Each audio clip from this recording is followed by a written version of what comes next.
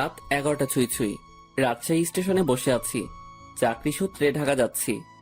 2 দিনের ছুটি নিয়ে বাড়িতে আসছিলাম। অনেক বড় একটা আশা নিয়ে নিজ গ্রামে এসেছি, আর এখন খালি হাতে ফিরে যাচ্ছি। যেটা হারিয়ে ফেলেছি সেটা বলতেই আমার খুব লজ্জা হচ্ছে। আমার মা তার ছোট ভাইয়ের কাছ থেকে অনেক বছর আগে 20,000 টাকা নিয়েছিল। তার বিনিময়ে মামা আমাদের একটা জমি দখলে নেয়। অভাবের কারণে টাকাটা পরিশোধ করতে পারিনি, তাই আর জমি ছাড়ানো হলো না। এক সময় মা চলে গেল। ওনার চিকিৎসা করতে আমাদের বাড়িটা বিক্রি করা হয়। জমি বলতে মামা যতটুকু নিয়েছে ওইটুকু থাকে। মাঝখানে অনেকটা বছর পার হওয়ার পর আসছিলাম 20,000 টাকা নিয়ে। জমিটা ছাড়িয়ে নিয়ে নিজ গ্রামে থাকবো, কিন্তু মামা দিতে নারাজ। আমিও আর জোর করিনি, হাসি মুখে চলে আসি। আমার যেহেতু কোনো সাপোর্ট নেই, তাই মামার সাথে যুদ্ধ ঘোষণা করা বৃথা। এখন স্টেশনে বসে ভাবছি, ঢাকায় গিয়ে সে একই কাজ করতে হবে। সেই পিয়নের চাকরি, তাতে কিছু বেতন, খাওয়া খরচা চলে। একা মানুষ, খরচ কম হওয়ায় কিছু টাকা জমাতে পেরেছি। আর সেইটা নিয়ে বুকে আশাও বেঁধেছিলাম যে গ্রামে থাকবো। সেটা তো আর হলো না। এক বস্তা হতাশা নিয়ে শহরে জীবনে ফিরেছি। আর চাকরির কথা কি বলবো, এইচএসসি সার্টিফিকেট আছে, আর এদিকে কিছুদিন ডিগ্রিও পড়েছিলাম। তারপর পারিবারিক অভাবের কারণে লেখাপড়ার দরজা সেখানেই বন্ধ। তবে একটা পড়া এখনো চালু রয়েছে, সেটা হলো মানুষকে পড়া, মানুষকে বোঝা। এই সাবজেক্ট পাসমার্ক তোলাই বেশ কঠিন। বিচিত্র রকম মানুষ সব এই পৃথিবীতে, যাদের চেনা খুবই দুষ্কর। আমি কথাগুলো ভাবছিলাম আমার সামনে বসে থাকা কিছু মানুষের দিকে তাকিয়ে। তারা অনেকটা দূরে ছিল, তাই তাদের চেহারা আবছা দেখছিলাম। আর তখনই খেয়াল করলাম কেউ একজন আমার দিকে এগিয়ে আসছে। আবছা আবছা ভাবেই মনে হচ্ছিল ইয়াং কোনো মেয়ে। মেয়েটা এসে আমার সামনে দাঁড়ালো। এবার আমার চোখের আবছা ভাবটা ছাড়লো। আমি এক পলক মেয়েটাকে দেখে নিলাম। বাহ, মেয়েটা তো বেশ সুন্দরী। শুধু সুন্দরী বললে কম হবে, একটু বেশি সুন্দরী। তবে তার আধুনিক ড্রেসের সাথে তার সৌন্দর্যের কোনো ম্যাচ করছে না। আমি আবার ভাবনাতে চলে গেলাম। হঠাৎ এই এই কি সমস্যা আপনার? ভাবনা থেকে বেরিয়ে এসে স্বাভাবিকভাবেই বললাম, কোনো সমস্যা নেই তো। আমার দিকে এভাবে তাকিয়েছিলেন যে, পছন্দ হয়েছে? প্রশ্ন শুনে তো গলা শুকিয়ে কাঠ হয়ে গেছে। একে তো মেয়ে, তার উপর এত সুন্দরী মেয়ে, আর অদ্ভুত প্রশ্ন।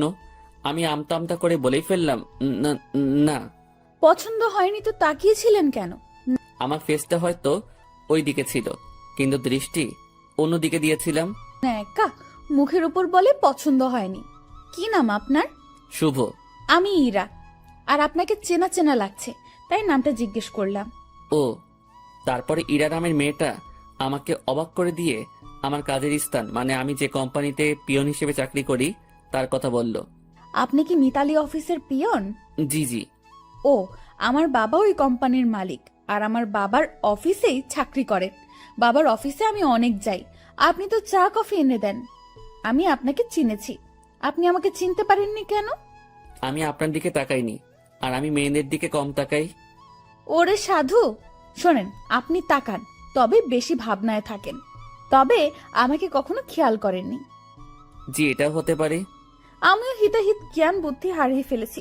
তোকে আপনি করে বলছি কেন? তুই তো পিয়ন। আচ্ছা শোন, জি ম্যাম বলে। তুই তো সাধারণ বগিতে যাবি, জি ম্যাম। আমি কেবিনে যাব। তুই আমার ব্যাগ দুটো একটু উঠাই দিবি, তারপর তোর আসনে গিয়ে বসবি, ঠিক আছে? জি ম্যাম, ঠিক আছে। রাগ করিস না, কুলি পাচ্ছি না। আর তোকে পেয়েছি, হার কাকে লাগে, চেনা মানুষ তো। জি ম্যাম। এত জিম্যাম জিম্যাম করিস কেন? জি না, হ্যাঁ ম্যাম, ঠিক আছে, আমি ব্যাগ উঠাই দিব। ওকে ওকে। মালিকের মেয়ে, যথেষ্ট সম্মান দিতে হবে। আর যা বলবে সেটা তো করতেই হবে, না হলে আমার চাকরি তখনই গায়েব।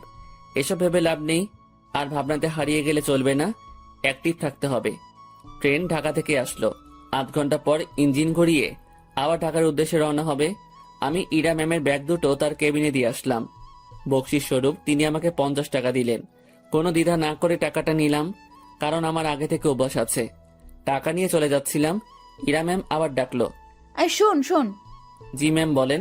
নামার সময় আবার তুই আসবি, ঠিক আছে? আচ্ছা। আবার ঘুমিয়ে যাস না কিন্তু। না ম্যাম, ঘুমাবো না। ওকে, যা। আমি আমার বগিতে গিয়ে উঠলাম। টিকিট সংগ্রহ করতে আমি অনেক দেরি করে ফেলেছি, তাই সিট হয়নি। পুরো রাস্তাটা দাঁড়িয়ে যেতে হবে। আশেপাশে তাকিয়ে দেখলাম অনেক সিট ফাঁকা। সামনের 2-1টা স্টেশন পর এসব সিট আর ফাঁকা থাকবে না। তাই মনে মনে ঠিক করলাম সিটে বসবো না, দাঁড়িয়েই যাব। ট্রেন ছাড়লো, আমি দরজায় দাঁড়িয়ে আছি। ঠান্ডা হাওয়া আমার শরীরটাতে লাগছে। ভাবতে লাগলাম পুরনো দিনের কথা। মাঝে মাঝে নিজের ভবিষ্যতের কথাও ভাবলাম। তাতে যা ফলাফল পেলাম সেটা শূন্য, কারণ ভেতরে খুব হতাশা কাজ করছিল। অর্ধেক পথ আসতেই স্টেশন ছাড়াই ট্রেনটা থেমে যায়। যান্ত্রিক কোনো ত্রুটি হয়েছে হয়তো। 20 মিনিট পার হবার পর খবর পেলাম ভোরের আগে ট্রেন এখান থেকে এক চুলও নড়বে না। আর এখন রাত 1টা বাজে। এক একজন এক এক কথা বলছে। কেউ বলছে লাইনের সমস্যা, কেউ বলছে ইঞ্জিনে। আমি ওইসব কথা থেকে কান ফিরিয়ে নিয়ে নিজের ভাবনাতে আবার মন দিলাম। হঠাৎই এই শুভ, পেছনে তাকিয়ে দেখি ম্যাম দাঁড়িয়ে। জি ম্যাম বলেন। তুই উঠ। ম্যাম কিছু লাগবে? না, আমি একটু ট্রেন থেকে নামবো। ম্যাম বাইরে নামা ঠিক হবে না। যে অন্ধকার, এর মধ্যে কি বিপদ লুকিয়ে আছে কে জানে। কিসের বিপদ? বাইরে সাপ বিচ্ছু অনেক কিছু থাকতে পারে। কিচ্ছু নেই, চল নিচে নামবো। এই হলো আলালের ঘরে দুলালি, মন যা চায় সেটাই করবে। ম্যামকে নিয়ে ট্রেন থেকে নামলাম। নেমে দেখি অনেকেই নিচে দাঁড়িয়ে আছে। কেউ বাসায় ফোন করে সমস্যার কথা বলছে, আবার কেউ সিগারেট টানছে। ম্যাম আমার সাথে কথা বলা শুরু করলো। দেখ, জায়গাটা অনেক সুন্দর, তাই না? অন্ধকারে তেমন কিছুই তো দেখা যাচ্ছে না। চোখ না, মন দিয়ে দেখতে হয়। তবে ম্যাম আকাশটা বেশ সুন্দর লাগছে, অনুজ্জ্বল তারাগুলো দেখা যাচ্ছে। আমি তো অনুজ্জ্বল অনেক কিছু দেখতে পারছি। কি ম্যাম? এই যে দেখ, একটা টি স্টল, চল যাই। এখন ওখানে গিয়ে কি হবে? চা খাবো, চল চল, বেশ মজা হবে। শীতের মধ্যে এত রাতে বাইরে চা খাওয়ার মজাটাই আলাদা। আমি তো আর মানা করতে পারবো না, মানা করলেই বকা দিবে। কেন যে এর সাথে দেখা হয়ে গেল, মনে হচ্ছে বাকি রাতটাই বেশ প্যারায় রাখবে। টি স্টলের কাছে পৌঁছাতে দেখি কিছু যাত্রী এখানে আগে এসেছে। এই দোকানটার আশেপাশে আর একটা দোকানও নেই। হাতে চা নিয়ে আমি দোকানিকে বললাম, চাচা এমন একটা জায়গায় দোকান দিয়েছেন কি মনে করে? বাবা, সে অনেক কাহিনী। বাজারে দলাদলি চলে। আমার লোকজন না থাকায় ওখানে দোকানটা নেওয়া হয়নি। রাগের মাথায় নিজের জায়গাতেই দোকানটা নিয়ে বসেছি। বাহ, বেশ করেছেন। তা চলে কেমন? আলহামদুলিল্লাহ, ভালোই চলে। একটা কথা বলি, রাগ করে এখানে দোকান দিয়ে ভালোই করেছেন। এর জন্য আপনার হাতে চা খেতে পারলাম। আরো কিছুক্ষণ কথা হলো, বিলটা আমি দেই। ম্যাম আর আমি চলে আসি। ওনার সাথে আড্ডা দিতে খুব ইচ্ছে করছে, কিন্তু মালিক পক্ষের লোক আগ বাড়িয়ে কথা বলাটা বেয়াদবি হবে। আমি কিছু বলছি না, চুপচাপ তার পেছন পেছন হাঁটছি। আমার চুপ থাকা দেখে ম্যাম হয়তো কিছু একটা ভাবছে। আমাকে বলল, কি রে, কথা বলতে পারিস না? দোকানের সাথে তো বেশ জমিয়ে কথা বললি, এখন চুপ কেন? ম্যাম কি বলবো? সেটা কি আমাকে বলে দিতে হবে? দোকানে কি তোকে কিছু বলেছিল? না। তো কিছু বল, সারা রাত তো এভাবে চুপ থাকতে পারবো না। আপনি রাজশাহীতে কোথায় আসছিলেন? আর বলিস না, আমার একটা বান্ধবীর বিয়ে হলো, বিয়েতে আসছিলাম। ও তুই বিয়ে করেছিস? না ম্যাম। কেন? কাকে বিয়ে করব? কাকে করবি মানে? দেশে কি মেয়ের অভাব পড়ছে? আসলে সেটা না, তো কি? আমার পরিবার নেই, আমার বিয়ে করা একটু সমস্যা। তো সমস্যার কি আছে? দেশে অনেক মেয়ে আছে যাদের পরিবার নেই, তাদের মধ্যে একজনকে বিয়ে করবি। ম্যাম ওইরকম হলে আমি করব না। কেন? সেটা না বলি। ওই সব বলতে হবে। মাথায় একটা দুষ্টু বুদ্ধি এলো।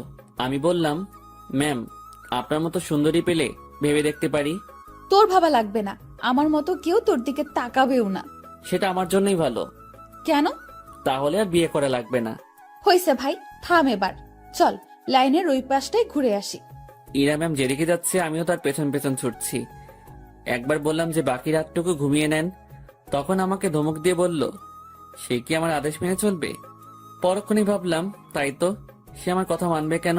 সে তো মালিক পক্ষের লোক। লাইনের অন্য পাশটায় চলে আসলাম। এই পাশটায় ফাঁকা জায়গা নেই, কাছে একটা গ্রাম দেখা যাচ্ছে, আর লাইনের পাশ দিয়ে একটা রাস্তা গ্রামের ভেতরে চলে গেছে। চল রাস্তাটা দিয়ে গ্রামের ভেতর যাই। না ম্যাম, এত রাতে যাওয়া ঠিক হবে না। আমি কি বলছি তোকে? জি ম্যাম, চলেন। এই হলো মেয়ে মানুষ, ভালো মন্দ কিছুই বোঝে না। তারপর যদি এরকম ধনী ঘরের মেয়ে হয়, তাদের মাথার তার দুই একটা কমই থাকে। এরা পুরো পৃথিবীকে নিজের মনে করে আর ভাবে সেই সব থেকে ক্ষমতাধর ব্যক্তি। দুজনে অনেকটা হাঁটলাম। এখন আমরা হাঁটছি গ্রামের ভেতরে। পুরো গ্রাম নিস্তব্ধ, কোথাও কোনো সারা শব্দ নেই, শুনশান পরিবেশ। ম্যাম মাঝে মাঝে আমার সাথে কথা বলছে। এক সময় আমরা ভালোই কথা বলতে শুরু করি। ম্যাম আমাকে বলল, তুই কি সারা জীবন এইভাবেই কাটাবি? জানি না জানিস না মানে? আমার ভাগ্যে কি আছে আমি কিভাবে বলবো। তাও সবার তো অনেক ফিউচার প্ল্যান থাকে, তোর নেই? না। অদ্ভুত। আচ্ছা ম্যাম, একটা জিনিস আমার কাছে খুব খারাপ লাগছে। কি? বললে রাগ করবেন না তো? না, বল। স্টেশনে যখন আপনাকে দেখলাম তখন একটা জিনিস খেয়াল করেছি। কি খেয়াল করেছিস? আপনার সৌন্দর্যের সাথে আপনার আধুনিক সাজগোজ একদমই বেমানান। কি বলিস? সবাই তো খুব প্রশংসা করে। সবার চোখ নেই তাই। তো কেমন সাজলে আমাকে ভালো লাগবে? অতি সাধারণ। যেমন? এই যে হেয়ার কালার করেছেন, এটা চুলের সৌন্দর্য নষ্ট করেছে। আপনার ঠোঁটে। এই থাম। জি ম্যাম। তুই অন্ধকারে আমার ঠোঁট কিভাবে দেখলি? ওই যে বললাম না, স্টেশনে দেখেছি। উফ, বাদ দে তোর ডায়লগ, চুপচাপ হাঁটতে থাক। জি ম্যাম, আর সামনে না এগোই, আমরা চলে যাই। আর একটু যাব, তারপর ফিরবো। পরিবেশটা ভালোই লাগছে। রাতে এইভাবে গ্রামের মধ্যে দিয়ে কখনো হাঁটিনি। আমরা হাঁটতে হাঁটতে আরো সামনে এগোলাম, আর হঠাৎ দুজন লোক লাইট নিয়ে আমাদের সামনে আসলো। তাদের হাতে মাছ ধরার পলো, মাছ ধরতেই যাচ্ছে মনে হয়। এই তোমরা কারা? এই গ্রামে আগে কখনো দেখিনি তো। ভাই, আমরা আসলে ট্রেনে যান্ত্রিক ত্রুটির কারণে মাঝপথে দাঁড়িয়ে গেছে, আর ট্রেন থেকে নেমে আমরা একটু হাঁটতে আসছি। এই তোমরা থামো, সব বুঝে গেছি সব। চলো আমাদের সাথে। কোথায় যাব? কোনো কথা না, চলো। লোক দুটো আমাদেরকে একটা বাড়ির ভেতর নিয়ে আসলো। আমি মনে মনে আল্লাহ আল্লাহ করছি, কি যে হবে। গ্রামের মানুষ এসব কিছুতে বেশ সিরিয়াস। রাত করে মেয়ে নিয়ে বাইরে দেখলে উল্টাপাল্টা ভাববে। আমাদের বেলায় ঠিক তাই হয়েছে। এরা শুধু আমার দিকে তাকিয়ে বারবার দেখছিল। আমিও মনে মনে বলছি, দেখেন কেমন লাগে। একজন বাড়ির গিন্নিকে ডাকা শুরু করলো।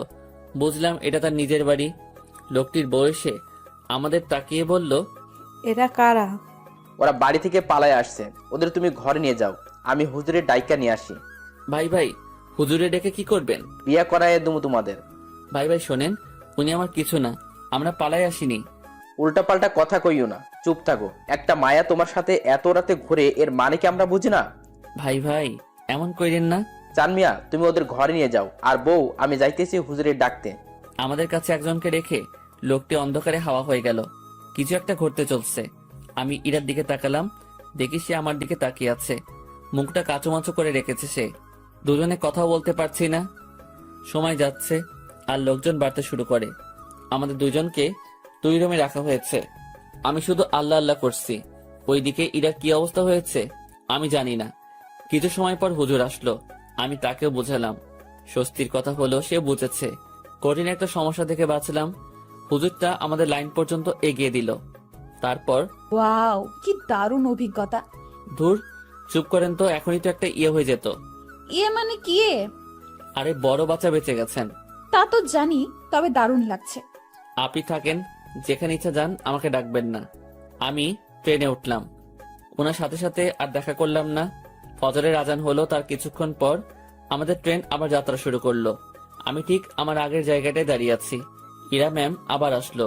তুই ভালোই বদমাইশ তো। কি কি করছি আমি? তুই আমার উপর ছাড়ি দিস, আমার উপর রাগ দেখাস। তো কি করব? আপনার মাথায় কি ব্রেইন নামক জিনিসটা আছে? থাকলেও তো মনে হয় কাজ হবে না। এরকম ছেলে মানুষই করেন, কি জন্য বড় হয়েছেন বোঝেন না কিছু। ম্যাম আমার দিকে হা করে তাকিয়ে আছে। আমি জানি কথাটা বলার পর আমার চাকরি থাকবে না। আপনার বাবাকে কিছু বলতে হবে না, আমি অফিস যাব না। ম্যাম কিছুক্ষণ চুপ থেকে বলল, আমি তোকে চাকরি দেইনি, তোর চাকরি আমি কাটবো কেন?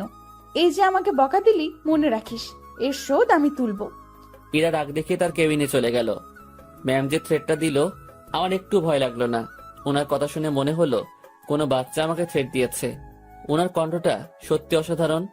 শুনলে মনে হয় বারবার শুনি। না, আমি আবার ভাবনাতে হারিয়ে যাচ্ছি কেন। যাই, ওনার কেবিনে গিয়ে সরি বলে আসি। না হলে আমার কি করে বসবে আল্লাহ জানে। আমি তার কেবিনের ভিতর ঢুকবো, তখনই কারোর সাথে ধাক্কা লাগলো। তাকিয়ে দেখি ম্যাম। উনি হয়তো বাইরে আসছিলেন। এটা কি হলো? সরি ম্যাম, বুঝতে পারিনি। তুই আমার কেবিনে কি জন্য? সরি বলতে আসছি। সরি বললে তো কাজ হবে না, আমি তোকে মাফ করব না। কিছুক্ষণ তর্ক হলো। আমি তাকে বললাম, আমার উপর কেউ রাগ করে থাকুক সেটা আমি চাই না। আপনার মন যা চায় তাই করেন। কথাটা বলতেই ম্যাম আমাকে অবাক করে আমার গালে দুটো চড় বসিয়ে দিল। এখন বুঝতে পারলাম ম্যাম বেশ রেগে গিয়েছিল আমার উপর। চটটা না খেলে হয়তো বুঝতে পারতাম না। আমি তো ভেবেছিলাম অন্য কোনো শাস্তি দিবে হয়তো। চর মারার পর তুই আমার বেস্ট ফ্রেন্ড হবি? এমন থাপ্পড় খাওয়ার পর এরকম প্রস্তাব পাবো ভাবতেও পারিনি।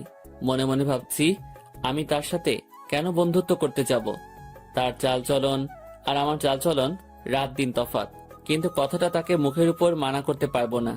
যদি আবার কয়েকটা থাপ্পড় দিয়ে দেয়। ভয় ভয় বললাম, হব। গুড, তুই এখন যা। না, শোন শোন, তোর কন্ট্যাক্ট নাম্বারটা দিয়ে যা, আমি কল করে তোকে ডেকে নেব যে কোনো সময়। ম্যামকে মোবাইল নাম্বারটা দিয়ে আগের জায়গায় ফিরে আসলাম। 8টায় আমাদের গন্তব্যে পৌঁছে গেলাম। ইরা ম্যামের কথা অনুযায়ী তার ব্যাগগুলো নামিয়ে দিলাম। এখন উনি আর আমি স্টেশনের বাইরের রাস্তায় দাঁড়িয়ে আছি। বাসা থেকে ওনার জন্য গাড়ি পাঠানো হয়েছে। গাড়ি জ্যামে পড়েছে, তাই অনেক লেট হচ্ছে। আমার পেটের অবস্থা খারাপ, রাতে কিছু খাওয়া হয়নি, আবার অনেকটা বেলা হয়েছে, পেটে এখনো কিছু পড়েনি। ম্যামের সামনে কিছু বলারও সাহস পাচ্ছি না। কিছু সময় পর উনি আমাকে বললেন, তোর কি ক্ষুধা লাগছে? জি অনেক। তো খেয়ে আয়। আচ্ছা আপনি দাঁড়ান, আমি যাবো আর আসবো। আমি একটা দোকানে গিয়ে চা বিস্কিটের সাথে কয়েকটা কলা খেয়ে নিলাম। দোকানদারকে টাকা দিতে যাব, তখন মনে হলো ম্যামও তো কিছু খাইনি, ওনাকে খাওয়ার কথা বলা উচিত ছিল। ভুলটা যেহেতু করেই ফেলেছি, তাই ওনার জন্য কিছু নিয়ে গেলাম। আমি কাছে গিয়ে তার দিকে খাবারগুলো এগিয়ে দিলাম। আমার দিকে উনি ভ্রু কুঁচকে তাকালো। এগুলো আমাকে কেন দিচ্ছিস? খেয়ে নিন, আপনি তো রাতে কিছু খাননি। তুই কি ভাবিস আমাকে? আমি সকাল সকাল রাস্তায় দাঁড়িয়ে এসব খাবো? এগুলো তোদের মতো লোকজন খাবে। সরি ম্যাম, বুঝতে পারিনি। খাবারগুলো নিজের ব্যাগে ভরে নিলাম। নিজে বাসায় গিয়ে খাবো। ঘন্টাখানেক পর গাড়ি আসলো। ম্যামকে উঠিয়ে দিয়ে আমি আমার বাসায় চলে গেলাম। আমার হাতে শুধু আজকের দিনটাই ছুটি আছে, আগামীকাল থেকে ডিউটি।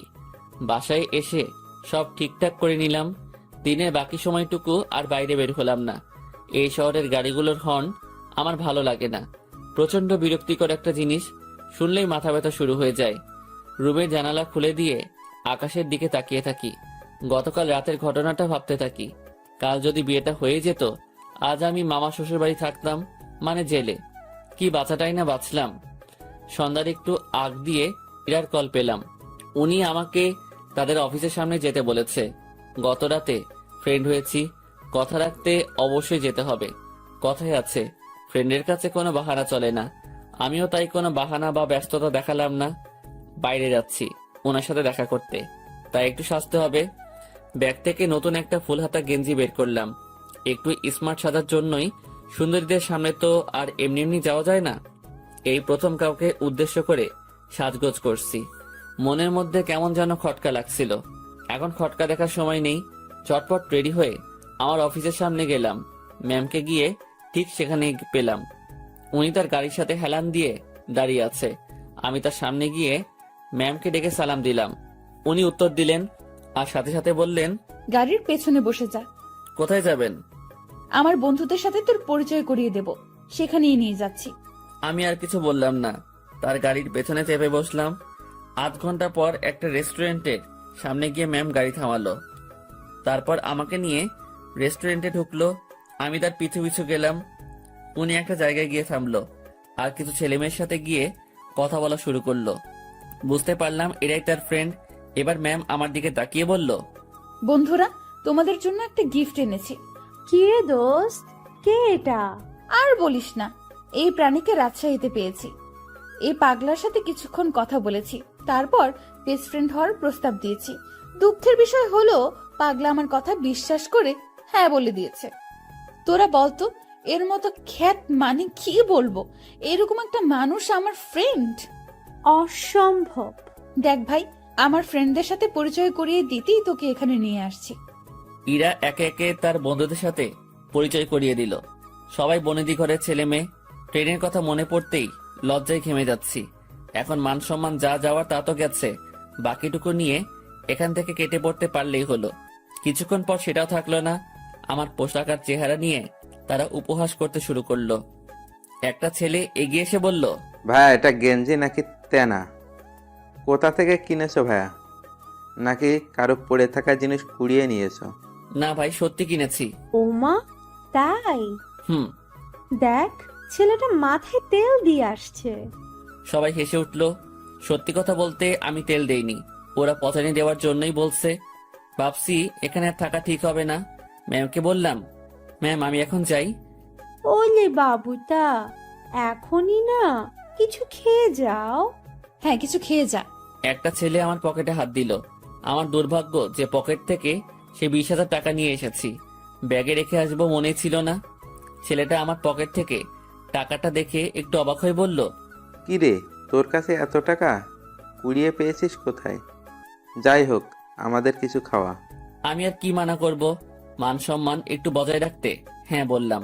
তাতেই ওরা সুযোগ পেয়ে গেল, নানা রকম দামি খাবার অর্ডার করলো, যেগুলো আমি চোখে দেখা তো দূরের কথা, নামও শুনিনি। ওরা সবাই খাচ্ছে, আমি দাঁড়িয়ে আছি। একজন খেতে বলেছিল, কিন্তু আমি মানা করেছি আর বলেছি খেয়ে আসছি, আমার পেট ভরা। খাওয়া শেষে বিল তো 20,000-এর উপরে এলো। আমার মাথায় ঢুকলো না 7-8 জন মিলে 20,000 টাকা কিভাবে খায়। যেটা জোগাড় করতে আমার বছরখানেক সময় লেগেছিল। খারাপ ভালো দু ধরনের মজাই পাচ্ছিলাম। কম খাবারে এত বিল আর আমার পকেটে টাকা গায়েব। ম্যাম আমি এখন চাই। হ্যাঁ যাবি, তার আগে একটা কথা বলি, কখনো এরকম মফিজ মার্কা কাজ করবি না। এত সহজে কোনো বন্ধুত্ব পাওয়া যায় নাকি? জীবনে কোনো কিছুই সহজভাবে নিবি না। জি ম্যাম। যা তাহলে। আমি বাইরে এসে দাঁড়ালাম। পকেটে টাকা নেই, বাসায় যাব টাকা লাগবে। মনে মনে ঠিক করলাম ম্যামের কাছ থেকে কিছু টাকা চেয়ে নিব, না হলে এই পথ যেতে যেতে মধ্যরাত হয়ে যাবে। কাল সকালে আবার অফিসে যেতে হবে। অনেকটা সময় পার হওয়ার পর ম্যাম আর তার বন্ধুরা বের হলো। আমি ম্যামকে ডাকায় সে বাকিগুলোকে বিদায় দিয়ে আমার দিকে আসলো। কি হয়েছে, এখনো যাসনি কেন? ম্যাম আমাকে কিছু টাকা। পুরোটা বলার আগেই একটা থাপ্পড় বসিয়ে দিল। আমি আবার বললাম, গাড়ির ভাড়া টাকাটা চাইছিলাম, পকেটে কোনো টাকা নেই, যেতে অনেক সময় লাগবে, কাল থেকে আবার অফিস আছে। তোর জন্য কি আমি টাকা নিয়ে দাঁড়িয়ে আছি, ফকিন্নির বাচ্চা? কথাটা সত্যি বুকের মাঝখানে গিয়ে লাগলো। আমি আর কথা বাড়ালাম না, ওনার দিকে একবার তাকিয়েই হাঁটা শুরু করলাম। সেই জায়গা থেকে বাসায় যাওয়ার পুরোটা সময় শুধু রেস্টুরেন্টের ভেতরের অপমানের কথা মনে হয়েছে। আজকাল মানুষগুলো কেমন হয়েছে, আরেকজনের আর্থিক অবস্থা না বুঝে তার টাকা খসানোর জন্য উঠে পড়ে লাগে। টাকাগুলোর জন্য খুব মায়া হচ্ছে। ওদের কাছে হয়তো সামান্য টাকা, কিন্তু আমার কাছে পাহাড় পরিমাণ। মধ্যরাতে বাসায় ফিরলাম, কিছু শুকনা খাবার খেয়ে শুয়ে পড়লাম। শুয়ে আর কিছু ভাবলাম না, ঘুমানোর চেষ্টা করলাম, কারণ কাল অফিস যেতে হবে। পরদিন সকালবেলা উঠতে আর দেরি করলাম না, ফোনে অ্যালার্ম দেওয়াই ছিল। সময় মতো উঠে হাতের কাজগুলো সেরে নিলাম, তারপর খেয়ে অফিসের উদ্দেশ্যে রওনা হলাম। অফিসে যাওয়ার পর যে সমস্যায় পড়লাম সেটা আমি কখনো চিন্তাও করিনি। যেখানে স্যার মানে ইরার বাবা বসে থাকার কথা, সেখানে ইরা বসে আছে। ওই চেয়ারটাতে ইরা বসা মানে আজকের দিনটা পুরো শেষ। আমি রুমে ঢুকে তাকে সালাম করে বেরিয়ে আসলাম। কিছুক্ষণ পর উনি নক করলেন। আমি ভেতরে গিয়ে বললাম, জি ম্যাম বলুন। 4 নম্বর টেবিলে রাসিফ সাহেব অফিসে আসেনি, তুই একটু খোঁজ নিয়ে দেখ। জি ম্যাম। আমি ফোন করে জানলাম উনি রাস্তায় আছেন। আমি ম্যামকে সেটা জানিয়ে দিয়ে বাইরে বসে আছি। সেই মুহূর্তে জেনারেল ম্যানেজার আমাকে ডাকলেন কফি এনে দিতে। আমি কফি নিয়ে তার রুমে গেলাম। কফির কাপটা হাতে নিয়ে দেখলেন এবং ফেলে দিলেন। কি হয়েছে এটা বলার সাথে সাথে উনি আমাকে চর বসিয়ে দেন আর বলেন, কফির উপর মরা মাছি পড়ে আছে, দেখিস না? সরি স্যার, দেখতে পাইনি। উনি আমার কলার ধরলেন। আমি যদি এটা খেয়ে ফেলতাম, তারপর যদি অসুখ করতো, তুই কি করতিস তখন? স্যার মাফ করে দেন, দেখতে পাইনি। উনি অনেক বাজে বাজে বকা দিচ্ছিলেন। অফিসের মধ্যে একটা শোরগোল বেঁধে গেল। ইরা ম্যাম তার কেবিন থেকে উঠে আসলেন। সবাই মিলে দোষটা আমাকে দিচ্ছিল। এখন ভয় লাগছে যে ম্যাম চটটা মেরে হয়তো বিদায় করে দিবেন। তারপর ম্যাম সবকিছু শুনলেন, আমার থেকেও আর ম্যানেজারের থেকেও। সব শোনার পর যা করলেন দেখে তো আমি হতবাক। পরপর 2টা চর বসিয়ে দিলেন ম্যানেজারের গালে। আমি কিছু বলার আগেই এখান থেকে বের হবেন। আর হ্যাঁ, বাকি সবাইকে বলছি, এটা নিয়ে কোনো কথা হবে না। সমস্যা হয়েছে, সমাধান করেছি। সমালোচনা করে ভালো জিনিস খারাপ বানাবে তো পাবলিক, বুঝবা? কত ধানে কত চাল। যার যার কাজে যাও, অনেক সময় নষ্ট হয়েছে। কিছুক্ষণ ঝড়ের পর অফিস স্বাভাবিক, আগের মতো কাজ চলছে। কিভাবে সব সামলে নিলাম। হুটহাট ম্যানেজার শেখট, সাথে 2টা থাপ্পড়। বিচারটা যাই করুক, তাহলে আমার সাথে অমন করলো কেন? কোনো উত্তরই খুঁজে পেলাম না। লাঞ্চের সময় আমি বাসা থেকে রুটি নিয়ে আসছি। 2-1জনকে পানি এনে দিয়ে আমি খাওয়ার জন্য বসবো, তখন ম্যাম ডাকলো। মনে মনে ভাবছি খাওয়াটাও কপালে নেই। মুখ ভার করেই ম্যামের রুমে ঢুকলাম। জি ম্যাম, কিছু বলবেন? তুই খাবার খেয়েছিস? জি না। বাসার থেকে খাবার নিয়ে আসছিস নাকি বাইরে গিয়ে খাবি? বাসা থেকে এনেছি। যা, খাবার নিয়ে আমার রুমে আয়। ম্যাম, বুঝিনি। আরে হারামি, খাবার নিয়ে আমার রুমে আয়। কথাটা শুনেই ভাবছিলাম আমি ঠিক শুনছি তো। ভাবনাতে আর ডুব দিলাম না। দেরি না করে খাবার নিয়ে আবার রুমে ঢুকলাম। ম্যাম তো দেখি দামি দামি খাবার সব টেবিলে সাজাচ্ছেন।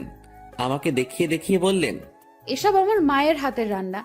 ম্যাম আমি বাইরে গিয়ে খাই, আপনি খাওয়া শুরু করেন। পানি লাগলে বলবেন। এই, তুই কি এজন্য ডেকেছিস? আচ্ছা, তোর খাবারের বাটিটা আমার হাতে দে তো। আমি তেমন কিছু আনিনি, ওই রুটি। আমি দেখবো, দে।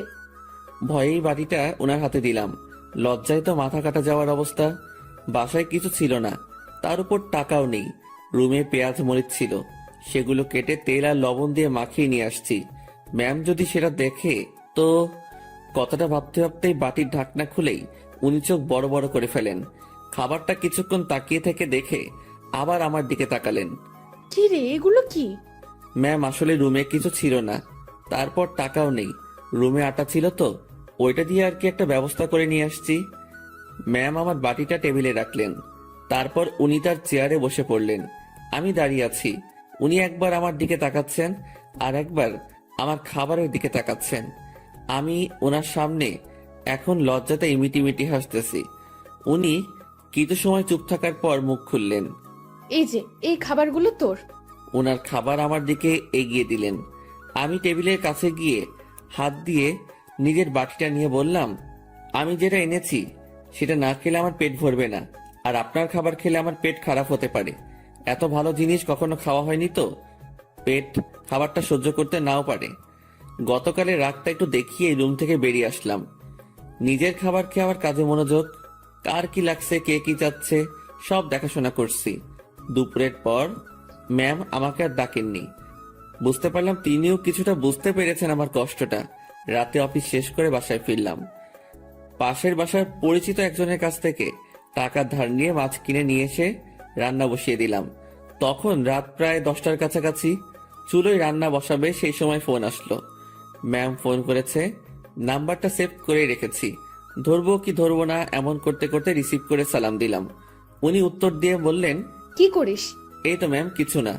এখন শোন, জি ম্যাম, বলেন। দুপুরে আমার মুখের উপর কথা বলে আমাকে লজ্জা দিয়ে তোর খাবার নিয়ে চলে গেলি, ভয় করলো না? আমি চুপ হয়ে গেলাম। কি বলবো উত্তরে বুঝতে পারছি না। কি রে, কথা বলছিস না কি জন্য? ম্যাম, অফিসের কোনো কথা হলে বলেন। তুই আমার কথা ঘুরিয়ে নিস। আমি যা বলছি তার উত্তর দে। জি ম্যাম, বলেন। ওভাবে খাবার নিয়ে চলে গেলি কেন? আপনার খাবার খেয়ে আমার ক্ষুধা মিটতো না। তাই না? জি। আমি বুঝতে পেরেছি, তুই আমার উপর রাগ দেখাচ্ছিস। সুযোগ ভালোই কাজে লাগাচ্ছিস। এখানে কিসের সুযোগ ম্যাম? আপনি আমাকে এখন মানা করে দিলে আমার সাথে তো আপনার এখনই কোনো অফিসিয়াল সম্পর্ক থাকবে না। ক্ষমতা আপনার হাতে, সুযোগ আপনার হাতেই। চুপচাপ রান্না শেষ করে খেয়ে আমাকে কল দিবি। ম্যাম, অফিসের কোনো বিষয়ে কথা বলবেন? না, তাহলে ফোন দিয়েন না, আমিও দিব না। তোর 24 ঘন্টাই ডিউটি। আমি ফোন দেওয়ার পর সময়টুকু অফিসিয়াল, ওকে? তাহলে বেতন বাড়িয়ে দিয়েন। ঠিক আছে, দিব। ঠিক আছে, দিব। তুই অবশ্যই ফোন করবি। আর হ্যাঁ, কাল অফিসে আসার সময় দুপুরের খাবার আনবি না। কেন ম্যাম? অফিসে না খেয়ে কাজ করতে হবে? তোর জন্য আমি খাবার নিয়ে যাব। ম্যাম, ওসব খাবার টাবার বাদ দিন, আমি আমার খাবারে সন্তুষ্ট।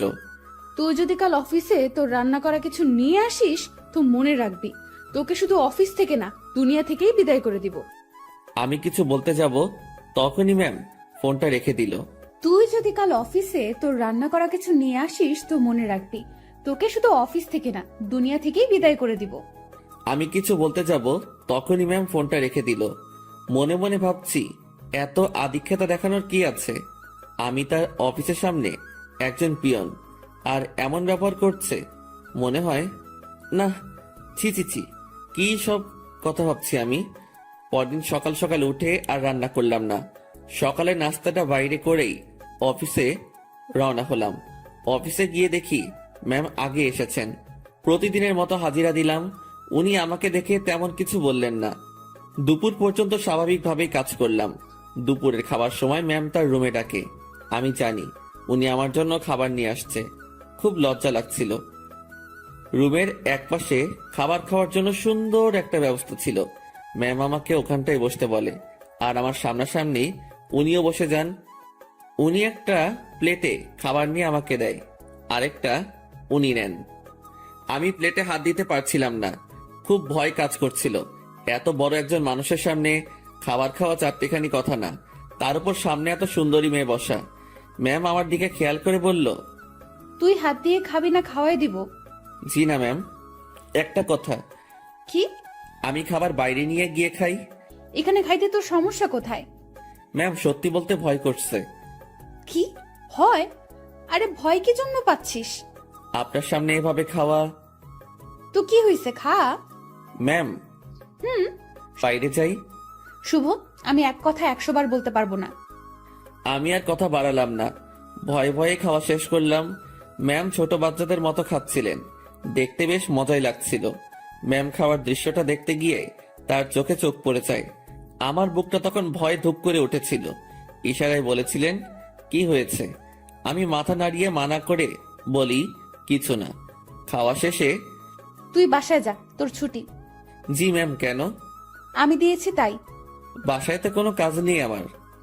এত কথা বলতে তোকে কে বলেছে? যা, সোজা বাসায় যাবি, কোথাও যেন দেরি না হয়। আমার ছুটিতে বাকি সবাই একটু অবাক হলো। আমি জানি না ম্যাম, আমার কাজগুলো কাকে দিয়ে করিয়ে নেবেন। উনি যেভাবে কাজ করেন, যে কেউ দেখলে অবাক হবে।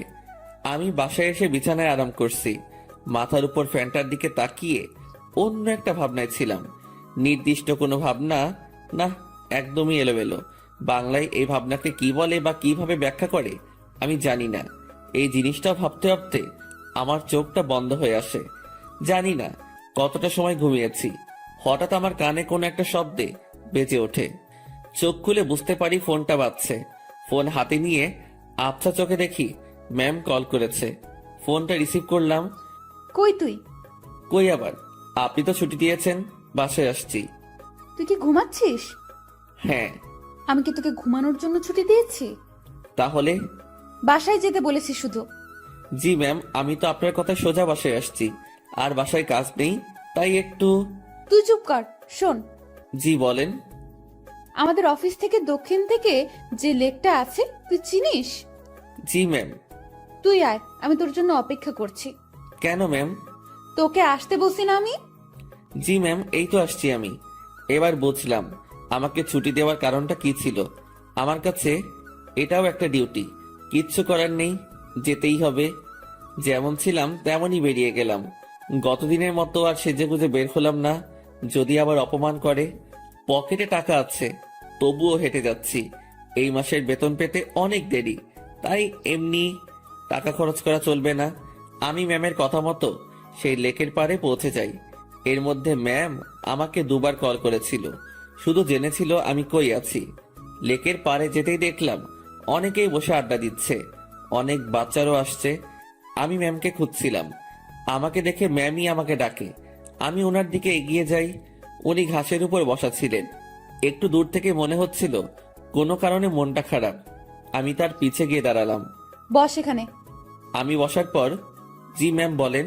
আমি বুঝলাম না, 10 মিনিটের রাস্তা 1 ঘন্টা লাগে কিভাবে? আসলে ম্যাম কি বলবো, হেঁটে আসছি। তুই হেঁটে আসছিস কি জন্য?